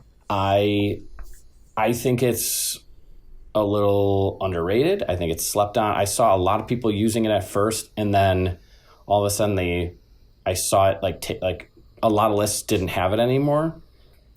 And I feel like the exiling the card from your hand, and it says any number, and people are like, well, that's just kind of a waste. I don't want to be exiling a bunch of cards. And it's like, think about it, it's like a force of will almost. Yeah, it's not free, it still costs 1, but you can hit multiple targets. You can hit your own creatures to protect them, and like, you don't have to recast them or anything and risk them getting countered. You're not bouncing it to your hand like with a Chain of Vapor or something. You're protecting them for a whole turn cycle by just phasing them out. Or get rid of it, stop a combo. Yeah. I mean, I really like it. This is a perfect example of a come in clutch card. Like, this has saved my ass so many times. And I've used it like about split down the middle, even for protecting my own stuff versus phasing out a combo or something that's going on an opponent's side. So I've like the versatility isn't, I use this, use for it all the time, and I sometimes get this use out of it. It's like, no, I kind of use it. It's very flexible. Usually I end up just exiling the 1 card, or sometimes I just pay like 2 blue or 2 mana and a blue and whatever other mana, and I exile the 1 combo piece if I'm low on cards. So it's really, the cost is not, I think people get scared of that text and they overthink it. Yeah, but I think it reduces the cost by 2, right? Mm-hmm. Yeah, so like you just need 1 blue spell, like your Strict Serenade. You can get rid of that. All of a sudden, now you can phase out 2 creatures that are your problem, and then bam, you can do whatever the fuck you want. My favorite thing to do with this card is if there's a Dranith on the field and I don't have Tivit out, it's March the Dranith. It's not phased out. Play Tivit, pass the turn, the Dranith comes back. Yep. And it's like nothing happened. It would come back on their end stuff. It would come back on or their upkeep. Yeah. Yeah. So someone could potentially, based on turn order, but no, that's like a perfect use for it. And sometimes if you do end up doing the exiling the card, like you hit the target that you want, the combo piece, but while you're at it, I can pick someone else's stacks piece. So I'm stopping someone from winning, and I also want to get rid of that Oppo agent for a turn. And then, oh, looky here, it's my turn, and I can tutor and vamp tutor on the end step, and here we go. We're back in the game. Yep. The versatility, yeah, I think this is actually top of B tier above Sink into Stupor. Yeah. I think so too. Maybe it goes right below. I don't know. No, I think this is better than Sink into Stupor in my opinion. Yeah, I feel like people would disagree with that, but you know what? They can go fuck themselves. And this is our fucking tier list, so go fuck yourself. This is our fucking show. This is our fucking tier list. This is our show. We have to get shirts eventually that if we do cEDH sermon shirts, the backside has to say we could say it's our fucking show, but less people would buy. I still want to say like, it's our show. It's our show. We can do whatever we want. Yep. All right. Yes, I like that we say that. All right. Suspend. Who did that one? Yeah, this is you. So suspend is for 1 blue, an instant, exile target creature, and put 2 time counters on it. If it doesn't have suspend, it gains suspend. So at the beginning of its owner's upkeep, They remove a time counter. When the last one is removed, they play it without paying its mana cost. If it's a creature, it has haste. So, I don't know. I've never seen this being played. But, I mean, 2 time counters, so 2 turn order or rounds. That's like an eternity in cEDH, so it's pretty much gone. Yeah, I do like that. So I forgot that it was target creature. I haven't seen this card in a long time. And I remember when I think I opened up a pack with it in Modern Horizons 2. And I was like, this is actually pretty good. And I put it on like a maybe board or sideboard or whatever of like a Mox Field list. And I just never added it. Anytime I wanted to add another interactive spell, this was just always last. It's too specific. I mean, if you're in mono blue, maybe. But I think that's really the only time, because if you're just like, there's way too many options in other colors for getting rid of creatures. Yeah, and like, what if it does get to the 2 turn orders, or like 2 turns, and then they're able to cast it again? Like, you don't get rid of it. Yeah, what if it's a really bad thing? What if it's like a Razaketh, and it's like, well, even that would suck, because it's like they still, in response to you casting this, they could still sack a bunch of things and tutor, and I don't know, like, or a Consecrated Sphinx, if it comes back, you're fucked, you know. See, if this said exile target creature or creature spell on the stack, that, even though it's still specific to a creature, that would be so much better, because you could stop the instant speed thing. You know, it would stop Thassa's Oracle, and other, like back when Dockside was like stuff like, I know Dockside's banned now, but stuff like Dockside, where it ETBs is really the problem, not it sticking around. So I just don't I think there's just better. You know what's a better, and it's not on this? I think it's Resculpt. And it's 1 blue and 1 other. Exile target artifact or creature. Its controller creates a 4/4 elemental token or something. The 4/4 it can be a little more relevant than like a 1/1 spirit token or something. So it is a little worse, but it's like, and it's 1 more mana, but I like that it can hit an artifact or a creature, and it's just gone from the game. You don't have to worry about it. Yep. I think we should also talk about Pongify and Rapid Hybridization, if we're talking about Suspend. Yeah, since we're on this, this is a good time. So let's put the Suspend right in D. Sorry, but it looks cool when you read it first, but then when you're like, yeah, and honestly, I'd not that it matters that much, but I'd put it like, I'd rather have Subtlety over this. You'd rather have Subtlety than Suspend? Yeah. All right. So right below Subtlety, but better than Spell Snare. All right. So Pongify and Rapid Hybridization, basically they read exactly the same, except for the one thing. So it's 1 blue for an instant, destroy target creature. It can't be regenerated. That creature's controller puts a 3/3 green ape creature token into play. That's Pongify. And Rapid Hybridization, the only thing that's different is that creature's controller puts a 3/3 green frog lizard creature token onto the battlefield.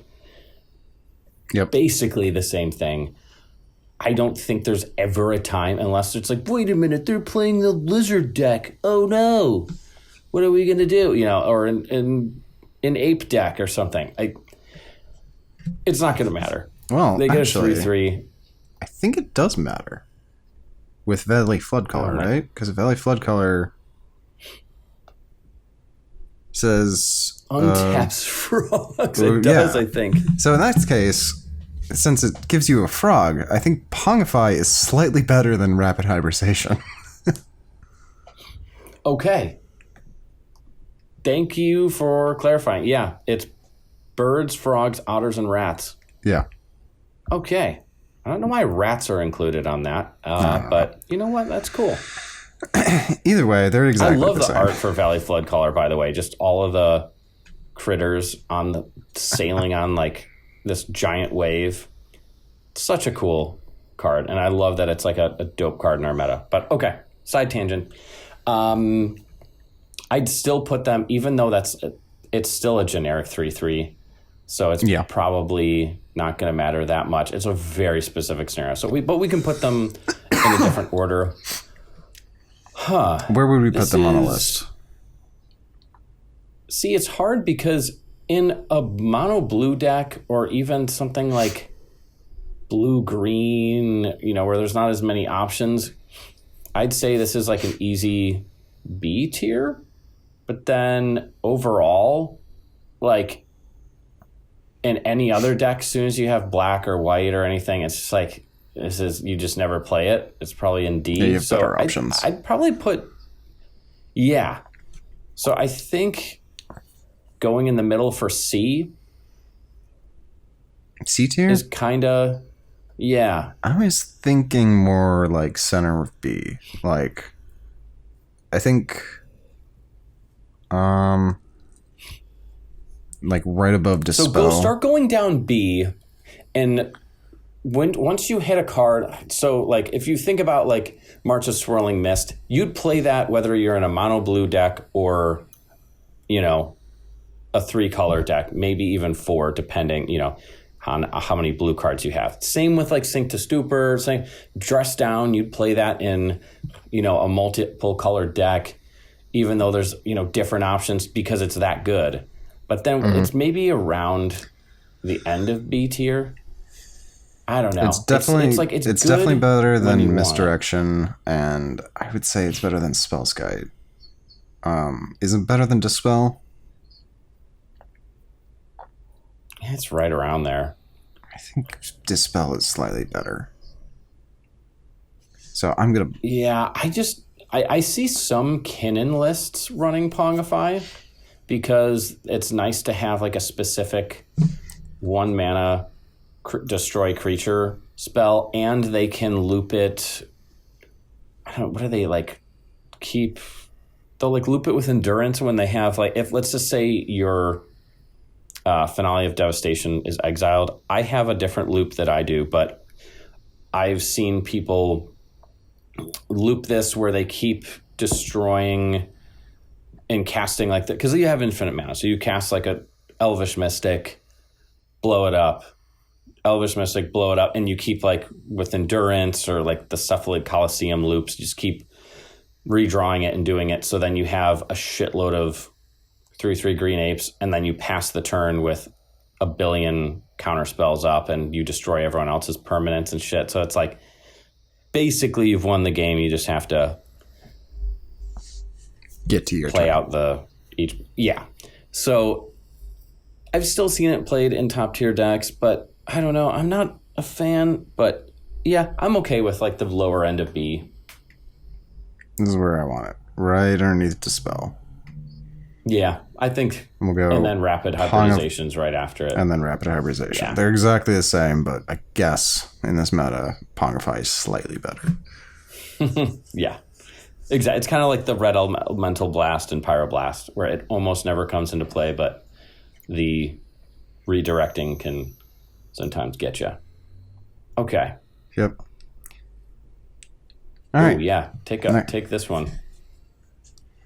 Ottawa Soaring City is a land. It's a legendary land that taps for blue, or you can channel it. So for 3 and 1 blue, you can discard Ottawa, return target artifact, creature, enchantment, or planeswalker to its owner's hand.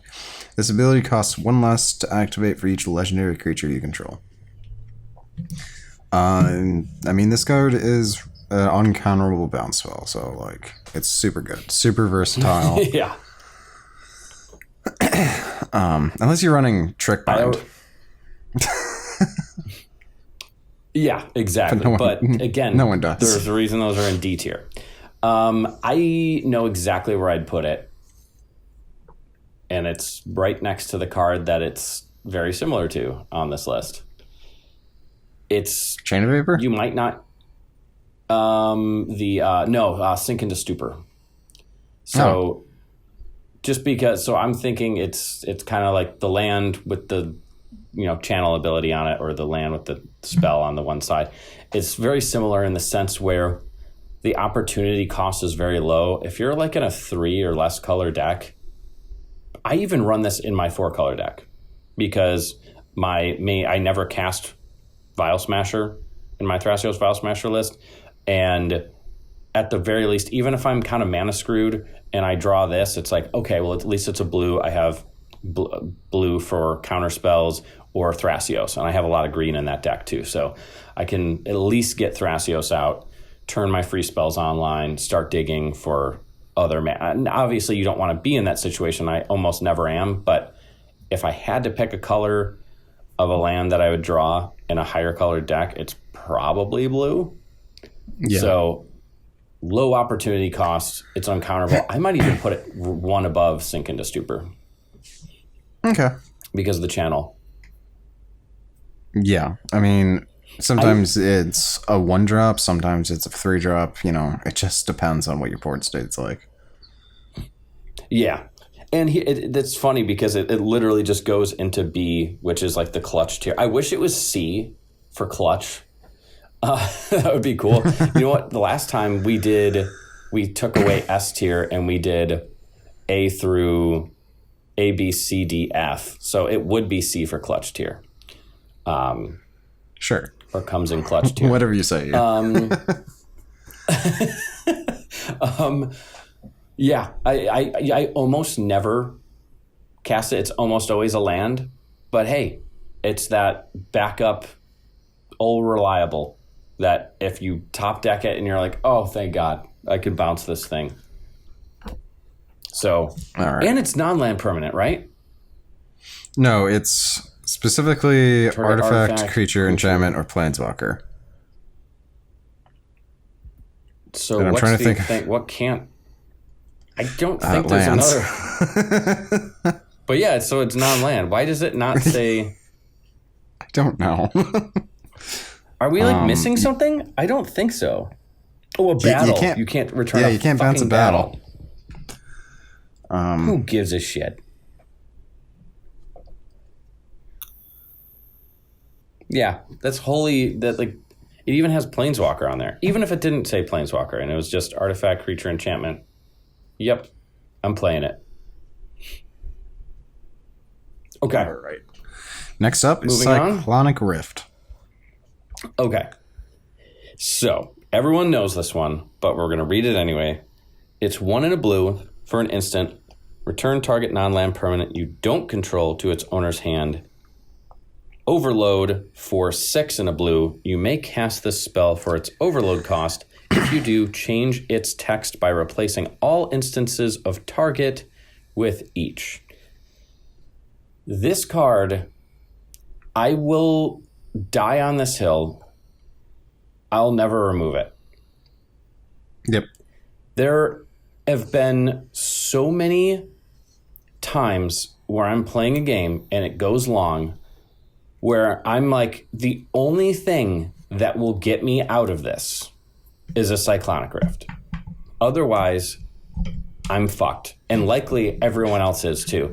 And Cyclonic Rift on the end step, and I've won. I use this to bargain for a draw. That wasn't my intention.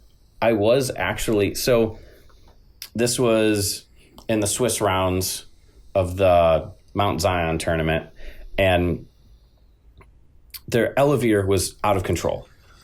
And we were all basically screwed.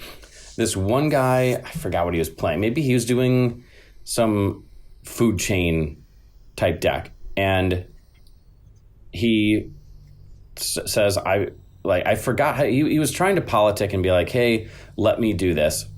And I'm like, I have a Cyclonic Rift in hand. I don't have enough mana to overload it, but I will stop you from winning.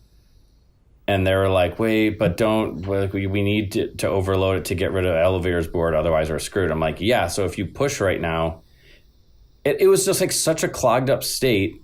And I'm like, well, I'm going to stop you. You should probably just hold up for interaction see if we can stop Elevir or whatever.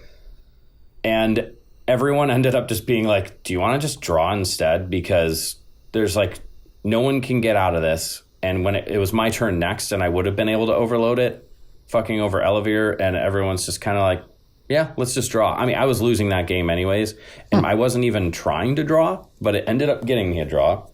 It also was the spell in that same tournament that someone overloaded on another player's end step in the semifinals in the game I was in and won the game.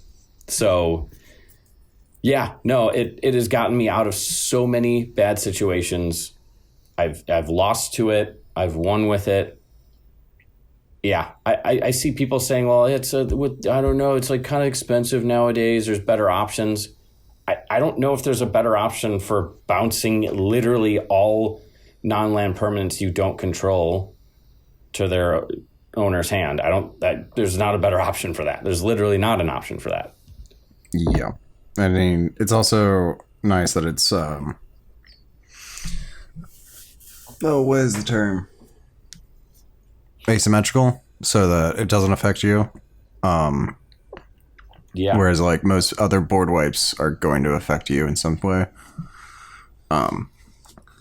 And it hits all non-land permanents. So that's, most other board wipes can't hit artifacts or enchantments and shit. Exactly. And the ones that do are usually in white and really expensive.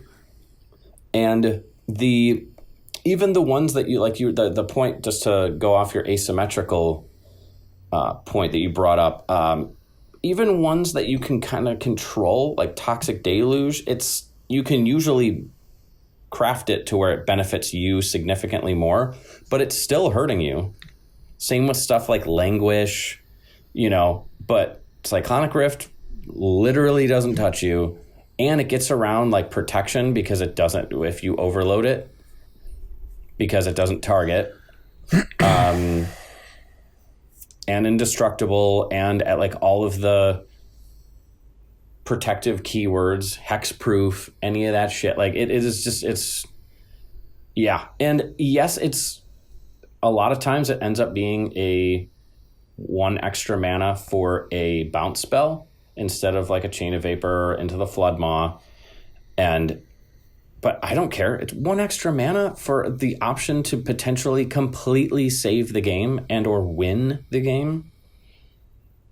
100%. Where would you put this, Ian? I think it has to go in A tier. I could understand. Yeah, like I could understand someone saying that.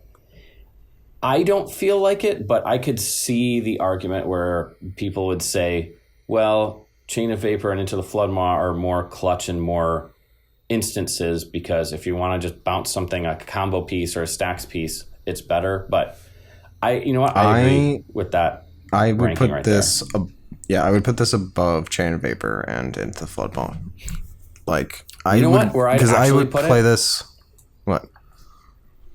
Right above Mana Drain?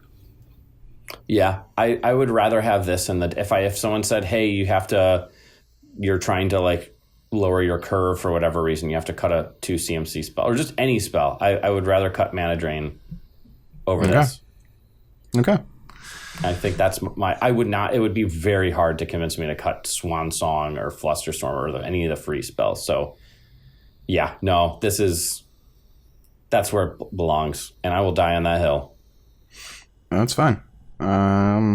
Next up is Mental Misstep. So for 1 blue Phyrexian Pip, you can counter target spell with converted mana cost 1. People love to fucking save this card for Mystic Remora.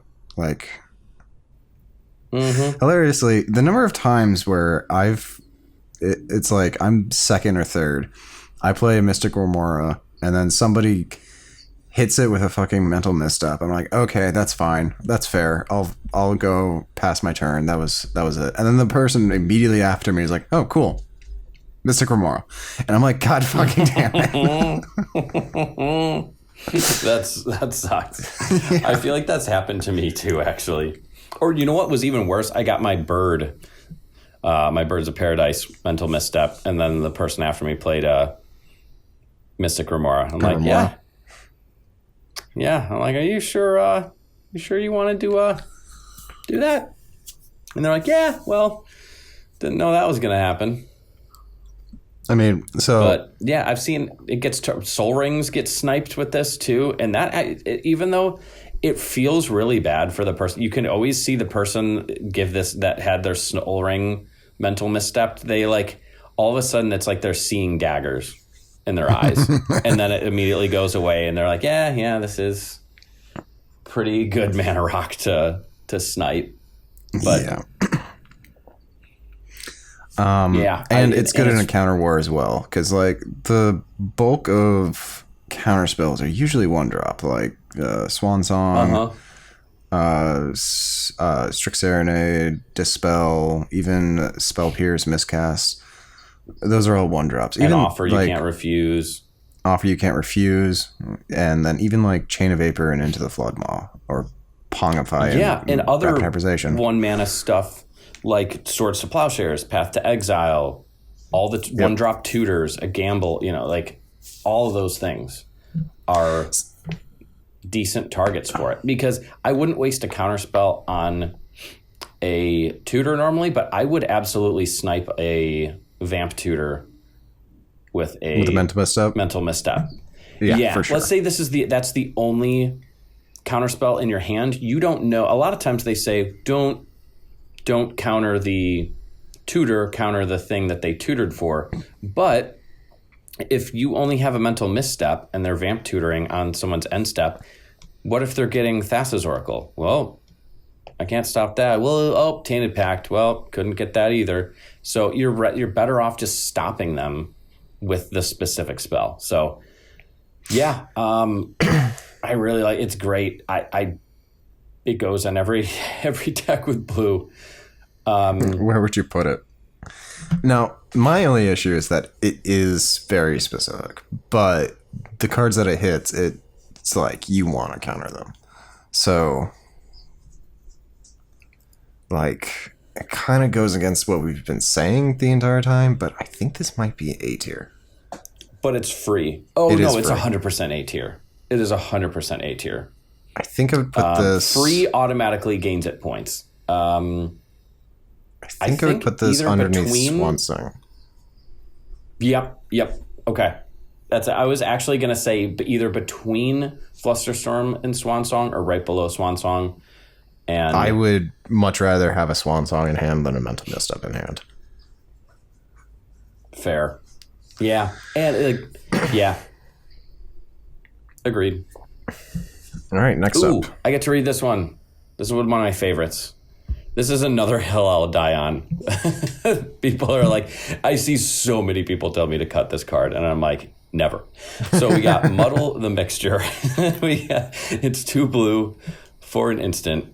Counter target instant or sorcery spell. Transmute for 1 and 2 blue. Discard this card. Search your library for a card with the same converted mana cost as this card, which is 2. Reveal it and put it into your hand, then shuffle your library, play only as a sorcery. So, it's an overcosted counter target instant or sorcery spell. Let's compare it to, I don't know, like Swan Song, but instead of them getting a bird and it can't hit enchantments, I don't know, just instant or sorcery spell. Yeah. It's an overcosted Dispel. Or I guess an overcosted spells Pierce. But yeah, you can tutor for a 2-drop. So if you desperately need a 2-drop, like Time Sieve, or what do you get with Kinnan with this? Transmute artifact to instantly go into your assault combo. You can also get one of the outlets, like the Prismite or Stonework Pack Beast. You can get a Cyclonic Rift. You can get a Cyclonic Rift, save but your overload fucking it. ass. Yeah, I've done it, which you have enough mana for in Kinnan. You can get a Thassa's Oracle. You can get a Tainted Pact. You can get an Underworld Breach. I mean, like, look at all of the... You can get a Brain Freeze. I swear to God, I've even grabbed a Demonic Tutor with this to then, like, Demonic Tutor for an LED in, like, a Breach scenario, a Breach deck. Because I'm like, well, I have all the others. I have the Breach in hand. I just need this. I mean, I think, and it's, you can't really, like, you can't counter it. You'd have to have a stifle effect to discard, to counter the ability. Yes, it's a 3-mana tutor, but it can't be countered. So think about casting a Demonic Tutor and then having to protect it with a, counter spell or something. I don't know. I think it's not a good tutor and it's not a good counter spell, but a tutor is stapled to a counter spell. And that just... I play it in Kinnan and I play it in my Thrasios File Smasher deck. You know where I would put it in? Fight me. Because I play this in my Tivit list. Because it just gives me time save, and that's exactly what I need. But you know where I would put this? Actually, no, as much as I love this card? Thrasios Files. Right at the top of C. Yeah. You're right. I just looked, and it is not in my Thrasios File Smasher list. Okay. It's in Kinnan, though, for sure. We got 6 cards left, and I need to actually get going in like 15 minutes, so let's lightning round these 6 cards. Okay, yeah. And this next one is going to be... Go on this one. This one's going to be quick. Okay, Cephalid Coliseum. So this is a land that taps for blue, and then it deals 1 damage to you. Or it has threshold, so for blue and then tapping it, you can sacrifice Cephalid Coliseum. Target player draws 3 cards, then discards 3 cards from his or her hand. Play this ability only if you have 7 or more cards in your graveyard. So you stop Thassa's Oracle wins, make someone deck themselves. You can also loop it and infinitely recur it and sack it and crop rotation it and with an endurance thing and draw your whole deck or make everyone else deck themselves. That's really it. All right. I mean, But I don't have much just experience. I don't have much experience with this card, so Bottom of C. Bottom of C. Yeah. It's like the same thing with Sink into Super and Otawara, but the effect is way more specific. Yeah. And it's not nearly as good. So, but opportunity cost is so low, so don't let C discourage you from using it if you're considering it. If you're in a 2-color or less deck, it's like, why not? Yeah. But okay, I'll do delay. We've got 1 in a blue for an instant counter target spell. If the spell is countered this way, remove it from the game with 3 time counters on it instead of putting it into its owner's graveyard. It doesn't have suspend. If it doesn't have suspend, it gains suspend. At the beginning of its owner's upkeep, remove a time counter from that card. When the last is removed, that player plays it without paying its mana cost. If it's a creature, it has haste. So, I feel like a year ago or so, this was really popular. And then it just disappeared. I think there's better options. That's why. Like, no one wants to pay 1 in a blue. Yeah. And it's not like the upside. Like, honestly, you really don't want to even really be playing 2 mana counter spells. And the only reason Mana Drain sees play is because it ramps you. Yeah. This doesn't. We're in a slower meta right now. So if you counter like a Rhystic Study, what is it, 3 turns? I mean, that's pretty long time. That's an eternity, but it can still get out, and then you still have to deal with the Rhystic Study. Or whatever you're countering. I would put it at the bottom of B. Do you think it's better or worse than Misdirection? I really like that misdirection is free and can be used as a deflecting SWAT type counterspell or a protective piece to protect your own thing. I think it has more use. I know delay is a catch-all. I don't know. I feel like I don't know. If out you of think all it's of our better, opinions, I wouldn't argue with you. I feel like out of all our opinions, this is going to be the one that gives us the most flack for this episode. The delay? Yeah. But yeah, I would agree. It's at the bottom of B tier. I think... So I don't run it. I don't think you could really... So here's the thing. Us ranking them in the tier is less important. If someone was like, dude, you put it below a Pongify or something, I'd be like, dude, come on. It's in the same fucking tier. Get over it. But if someone said that, like, no, this belongs in A, I would say no fucking way. And if you said it's in the C tier with all those other chumps, I'd say, come on. What are you smoking? It's better than that. Yeah. It's better than the card that we both love, which is Muddle the Mixture. Yeah. You know what? That's pissing me off. What, Muddle the Mixture, top of C? You know what? How about this? Muddle the Mixture is now the bottom of a B and delays at the top of C. Now that will get us flack. This would get us judged. I don't give a fuck. Good. All right. Hell yeah. I am with you. Okay. All right. You know what? I feel better about that. I actually do. Because no one wants to pay 2 mana for a counterspell, and that one's a counterspell that they could potentially get it back. Whereas Muddle the Mixture is a narrow counterspell, and it is 2 blue pips instead of... But it's also a very narrow tutor.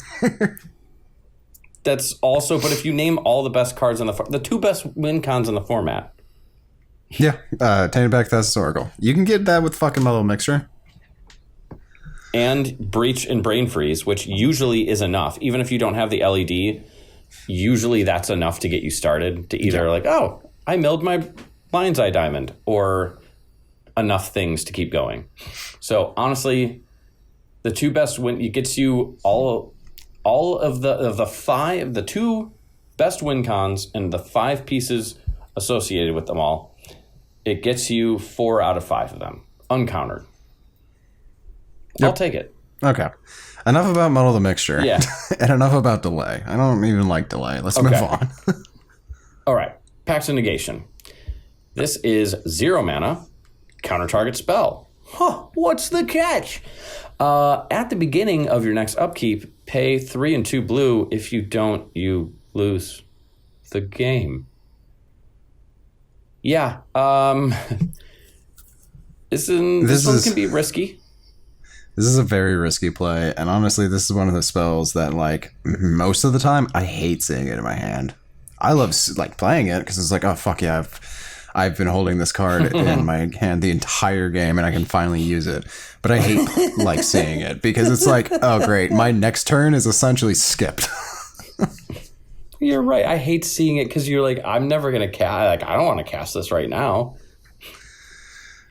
Although, being able to counter... funny. And dude, I've had some white knuckle moments with Kinnan where I technically had like 6 mana I would untap with, but I was like, yeah, if you snipe one of my, like an Orcish Bowmaster comes down and kills this Elvish Mystic, I'm fucked. Or if someone just kills my Kinnan right now, I'm like screwed. Yeah. But I've had to cast it to like literally prevent us from losing. So it's great in a counter war, especially early on. Or like if you're pushing for a win, that's when you don't care. Where you're like, hey, I'm going for broke here. It's literally just a free catch-all. That's really when you want to use it. It's when you're pushing for a win and you're like, I don't give a fuck because I'm not going to my next turn. So, like, I just want to counter whatever you guys are throwing at me. This is at the exact bottom of A or the exact top of B. I'm fine with putting it at the very bottom of A. I think it's the catch-all makes it A tier, but the fact that you have to pay 5 at your next turn, it really hinders it. Dude, you should have seen the look on this person's face when they they casted this, and then someone Veil of Summered, and they were like, oh. Well, that doesn't counter your thing, and I still have to pay 5. That's like, ooh, that sucks. That really blows. Yeah. All right, so we've got, I wanted to put this one on here. Glen Elendra Archmage.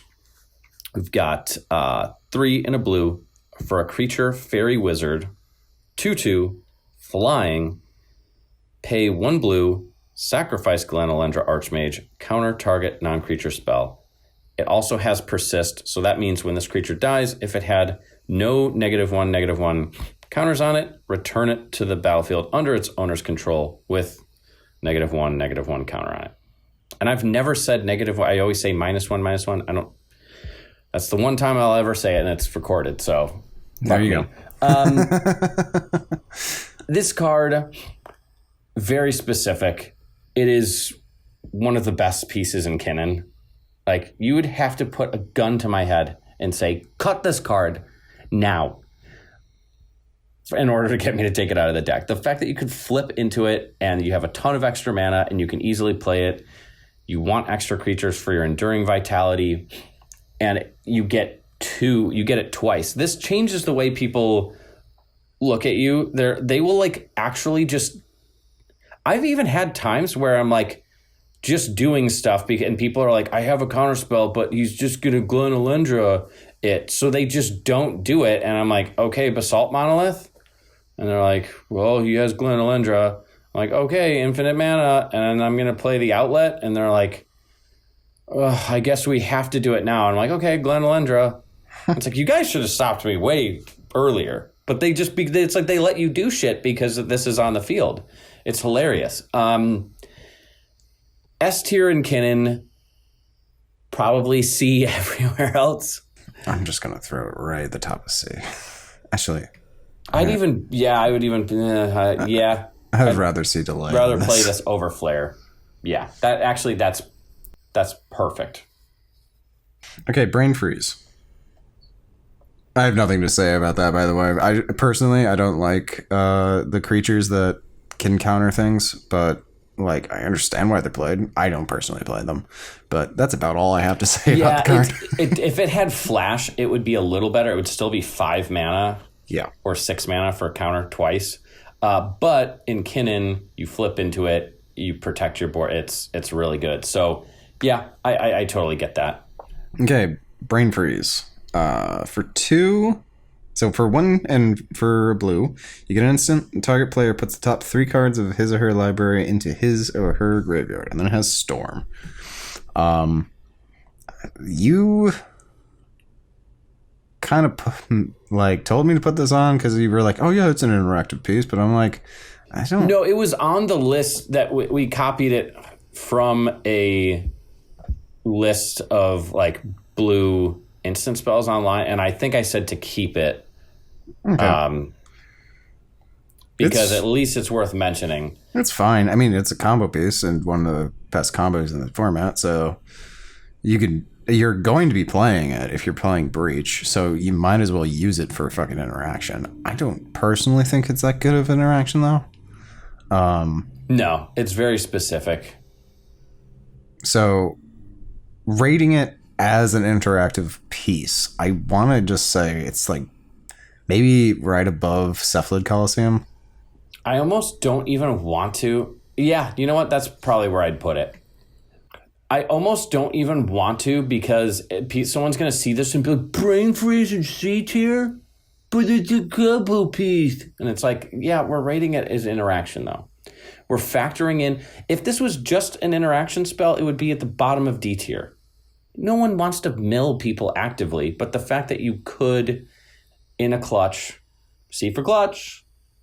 Let's ignore the fact that we rated Muddle the Mixture as the fact that it's still a tutor. But we're not rating Brain Freeze because it's a combo piece. Let's just completely ignore that. See, but it is kind of like you do actually use Muddle the Mixture as a counterspell. Yeah. You'd never use Brain Freeze as an interaction piece. So I think right there as an interactive piece with the upside, because it would just be in D tier.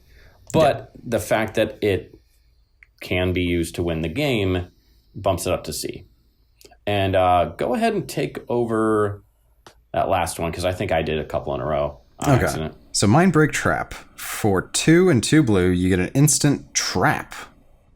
That reads, if an opponent casts 3 or more spells this turn, you may pay 0 rather than pay Mindbreak Trap's mana cost. Exile any number target of spells. I'm just gonna make an executive decision. Nope, not right there. Right here. Right underneath Force of Will. I think this is S tier. Yeah. It's, yeah. I was either going to say it's there or there, but the exile and any number. Any number. The fact that you can just be like, I don't like the stack at all. I'm just going to play this. But also the amount of times that people have been like, the amount of times that people are like, they play the third spell and it's the one thing that I want to get rid of. And I was like, oh, I've got something for that. And they're like, oh God, is it an MBT? I'm like, it's a fucking MBT, all right. Yeah, no, it sucks to see this. And it's made me change. There's been times where I'm like, okay, I have the win. And I even have, it's pretty early in the game and no one's really has mana untapped. I have, something like a swan song or something, but I'm like, okay, I got to think about this. And, do I risk casting more spells and getting it MBT'd, or do I just do the straight shot, but not set up as much? I don't know. It changes the way you play. You know what? It's really hard not to do this. But I think I'm biased because of my commanders. I play a lot of Thrasios, so I always have Thrasios out. It's like the first thing I do. Unless I'm ramping, I'm playing Thrasios, and then I have Kinnan. So probably there. Force of Negation is just enough of a downside. Now, the 3 mana, I will say, or the 3 spells has screwed me before, where I'm like, oh, just play one more, and they're like, that's his Oracle Demonic Consultation, and I'm like, fuck. Yeah, but it's also any player, so you don't have to target the player that played 3 spells. It's just any player can cast 3 spells and then you have it. Or any opponent. Yes, now the same person has to cast Yeah. It's not like if each one of your opponents casted 1 spell that turn, that doesn't turn it on. But yeah, no, I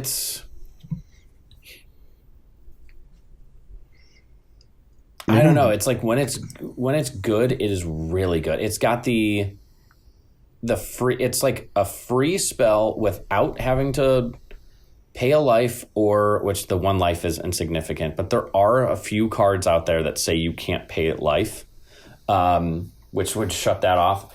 And you don't have to discard a card, either going down in card advantage or late in the game if you're like low on cards and you top deck a Force of Will, and it's like, I don't have any blue cards. And you have it has the upside like Force of Negation where it exiles and it can be any number. Yeah. It's just that if that 3 doesn't get hit, I've seen this I was not really that. I was like slightly annoyed. They were like, hey, we have to stop. They had no cards in hand. Or no, they had 1 and it was a tutor. And we knew someone was going to push for the win. We didn't know if they had Breach or Thoracle. And I'm like, you should get Pact and Negation, because that was they couldn't have gotten a free spell because they didn't have any other cards in hand. And I'm like, you should get Pact and Negation. You have enough to pay for it. And they're like, oh, I'm going to get MBT. I'm like, yeah, that'll stop the Breach, but that does not stop the Thassa's Oracle Demonic Consultation. And they were like, well, it puts me in a bad position, so I'll just get MBT. And we ended up losing. which I don't blame them because they're like, hey, I'll probably lose anyway, so I might as well take the gamble and leave myself in a better position. I don't know. Hard to say since I wasn't in that position, so I don't blame them at all. But that's an example of it not working. This one's the hardest one. Damn, why is it last? You thinking it should be top of A tier instead? Kinda. It's like Force of Will is just on its own level. But then when it's like, is it really a whole tier better than everything else? I think Force of Will is a catch-all with no stipulations. Such a low opportunity, like such a low cost. Yeah. You know what? But MBT I'm fine is with so moving good it to right now. like. I'm okay with doing this. Yeah. We can put it at the very top of A tier. Like I think this card's just really good. I mean, if I'm running blue, I'm going to be running MBT. I'm going to be running Force of Will. I'm obviously going to be running MBT. I might not run Force Guardianship. I don't run it in Tivit. That's very specific, but it's still really good. And then Force of Negation, Fluster Storm, Swan Song, I'm running all of those. Yep. And actually, basically that whole top 2 rows I'm running all of. I'm looking at the top 2 rows and I'm like, I'm running all of these cards in Tivit, except Fierce Guardianship. I think I actually have all of these cards in Kinnan. I do. And I have this just took out Dispel. I have a different loop, so I don't run this, and I've thought about adding this. So it's like I literally have all of the best stuff. Yeah. I just have all the best stuff. It's just look at this shit. Sound like such a prick. All right. That is the Blue Interactive tier list. This is the definitive list. There are no other lists like this. If you see another list, report them to us. We will fucking take care of those assholes. And yeah. Oh, yeah. Oh, we'll take care of them. If you have a complaint, well, leave that complaint in the comments below. Oh, yeah. I know we're going to piss some people off with this. Hell yeah. I love stirring the pot. Me too. All right. You know what I also love? I love you, bro. Aw. I love you too, bro. Aw. See? We're back together. There's no toxic shit. Now, next week, where it's going to be super toxic and breaking up and shit. But this week, this is the sweet part of it. And next week will be sour. So, well, next week is the reserved list, so... Oh, that'll just be pure fun. That'll be chaos. That'll just be pure fun. We'll probably be drinking. Hell yeah. Right. As we wait, we should plug things. Check out our Patreon, our YouTube channel, which you're probably watching on, Spotify, Apple Podcasts, the other ones. I actually don't. The other podcast ones. We're on Twitter, every podcast. Blue Whatever Sky. you're listening to this on, you should just see if you can like it or comment on it, because I'm sure it'll help. I'm not entirely sure how they work. We have a Twitter. We have a Blue Sky. We've got a TikTok. We have a Discord that we haven't set up yet. So at some point, we're going to have to sit down and set that shit up. Next time we talk, let's just do that. Yeah. Let's just do it. So, also, you know what? Who we should try and get to sponsor us first, since we make a Pornhub joke every single episode, practically. We should see if Pornhub will sponsor us. That'd be fucking hilarious. I know. Like, wouldn't it be hilarious? I'd be ashamed to tell my parents, but that not that much. It wouldn't be ashamed enough to like not do it. I'd be like, hey, Mom, Dad, we're sponsored by Pornhub. They'd be like, why? Like, I don't know. They gave us money.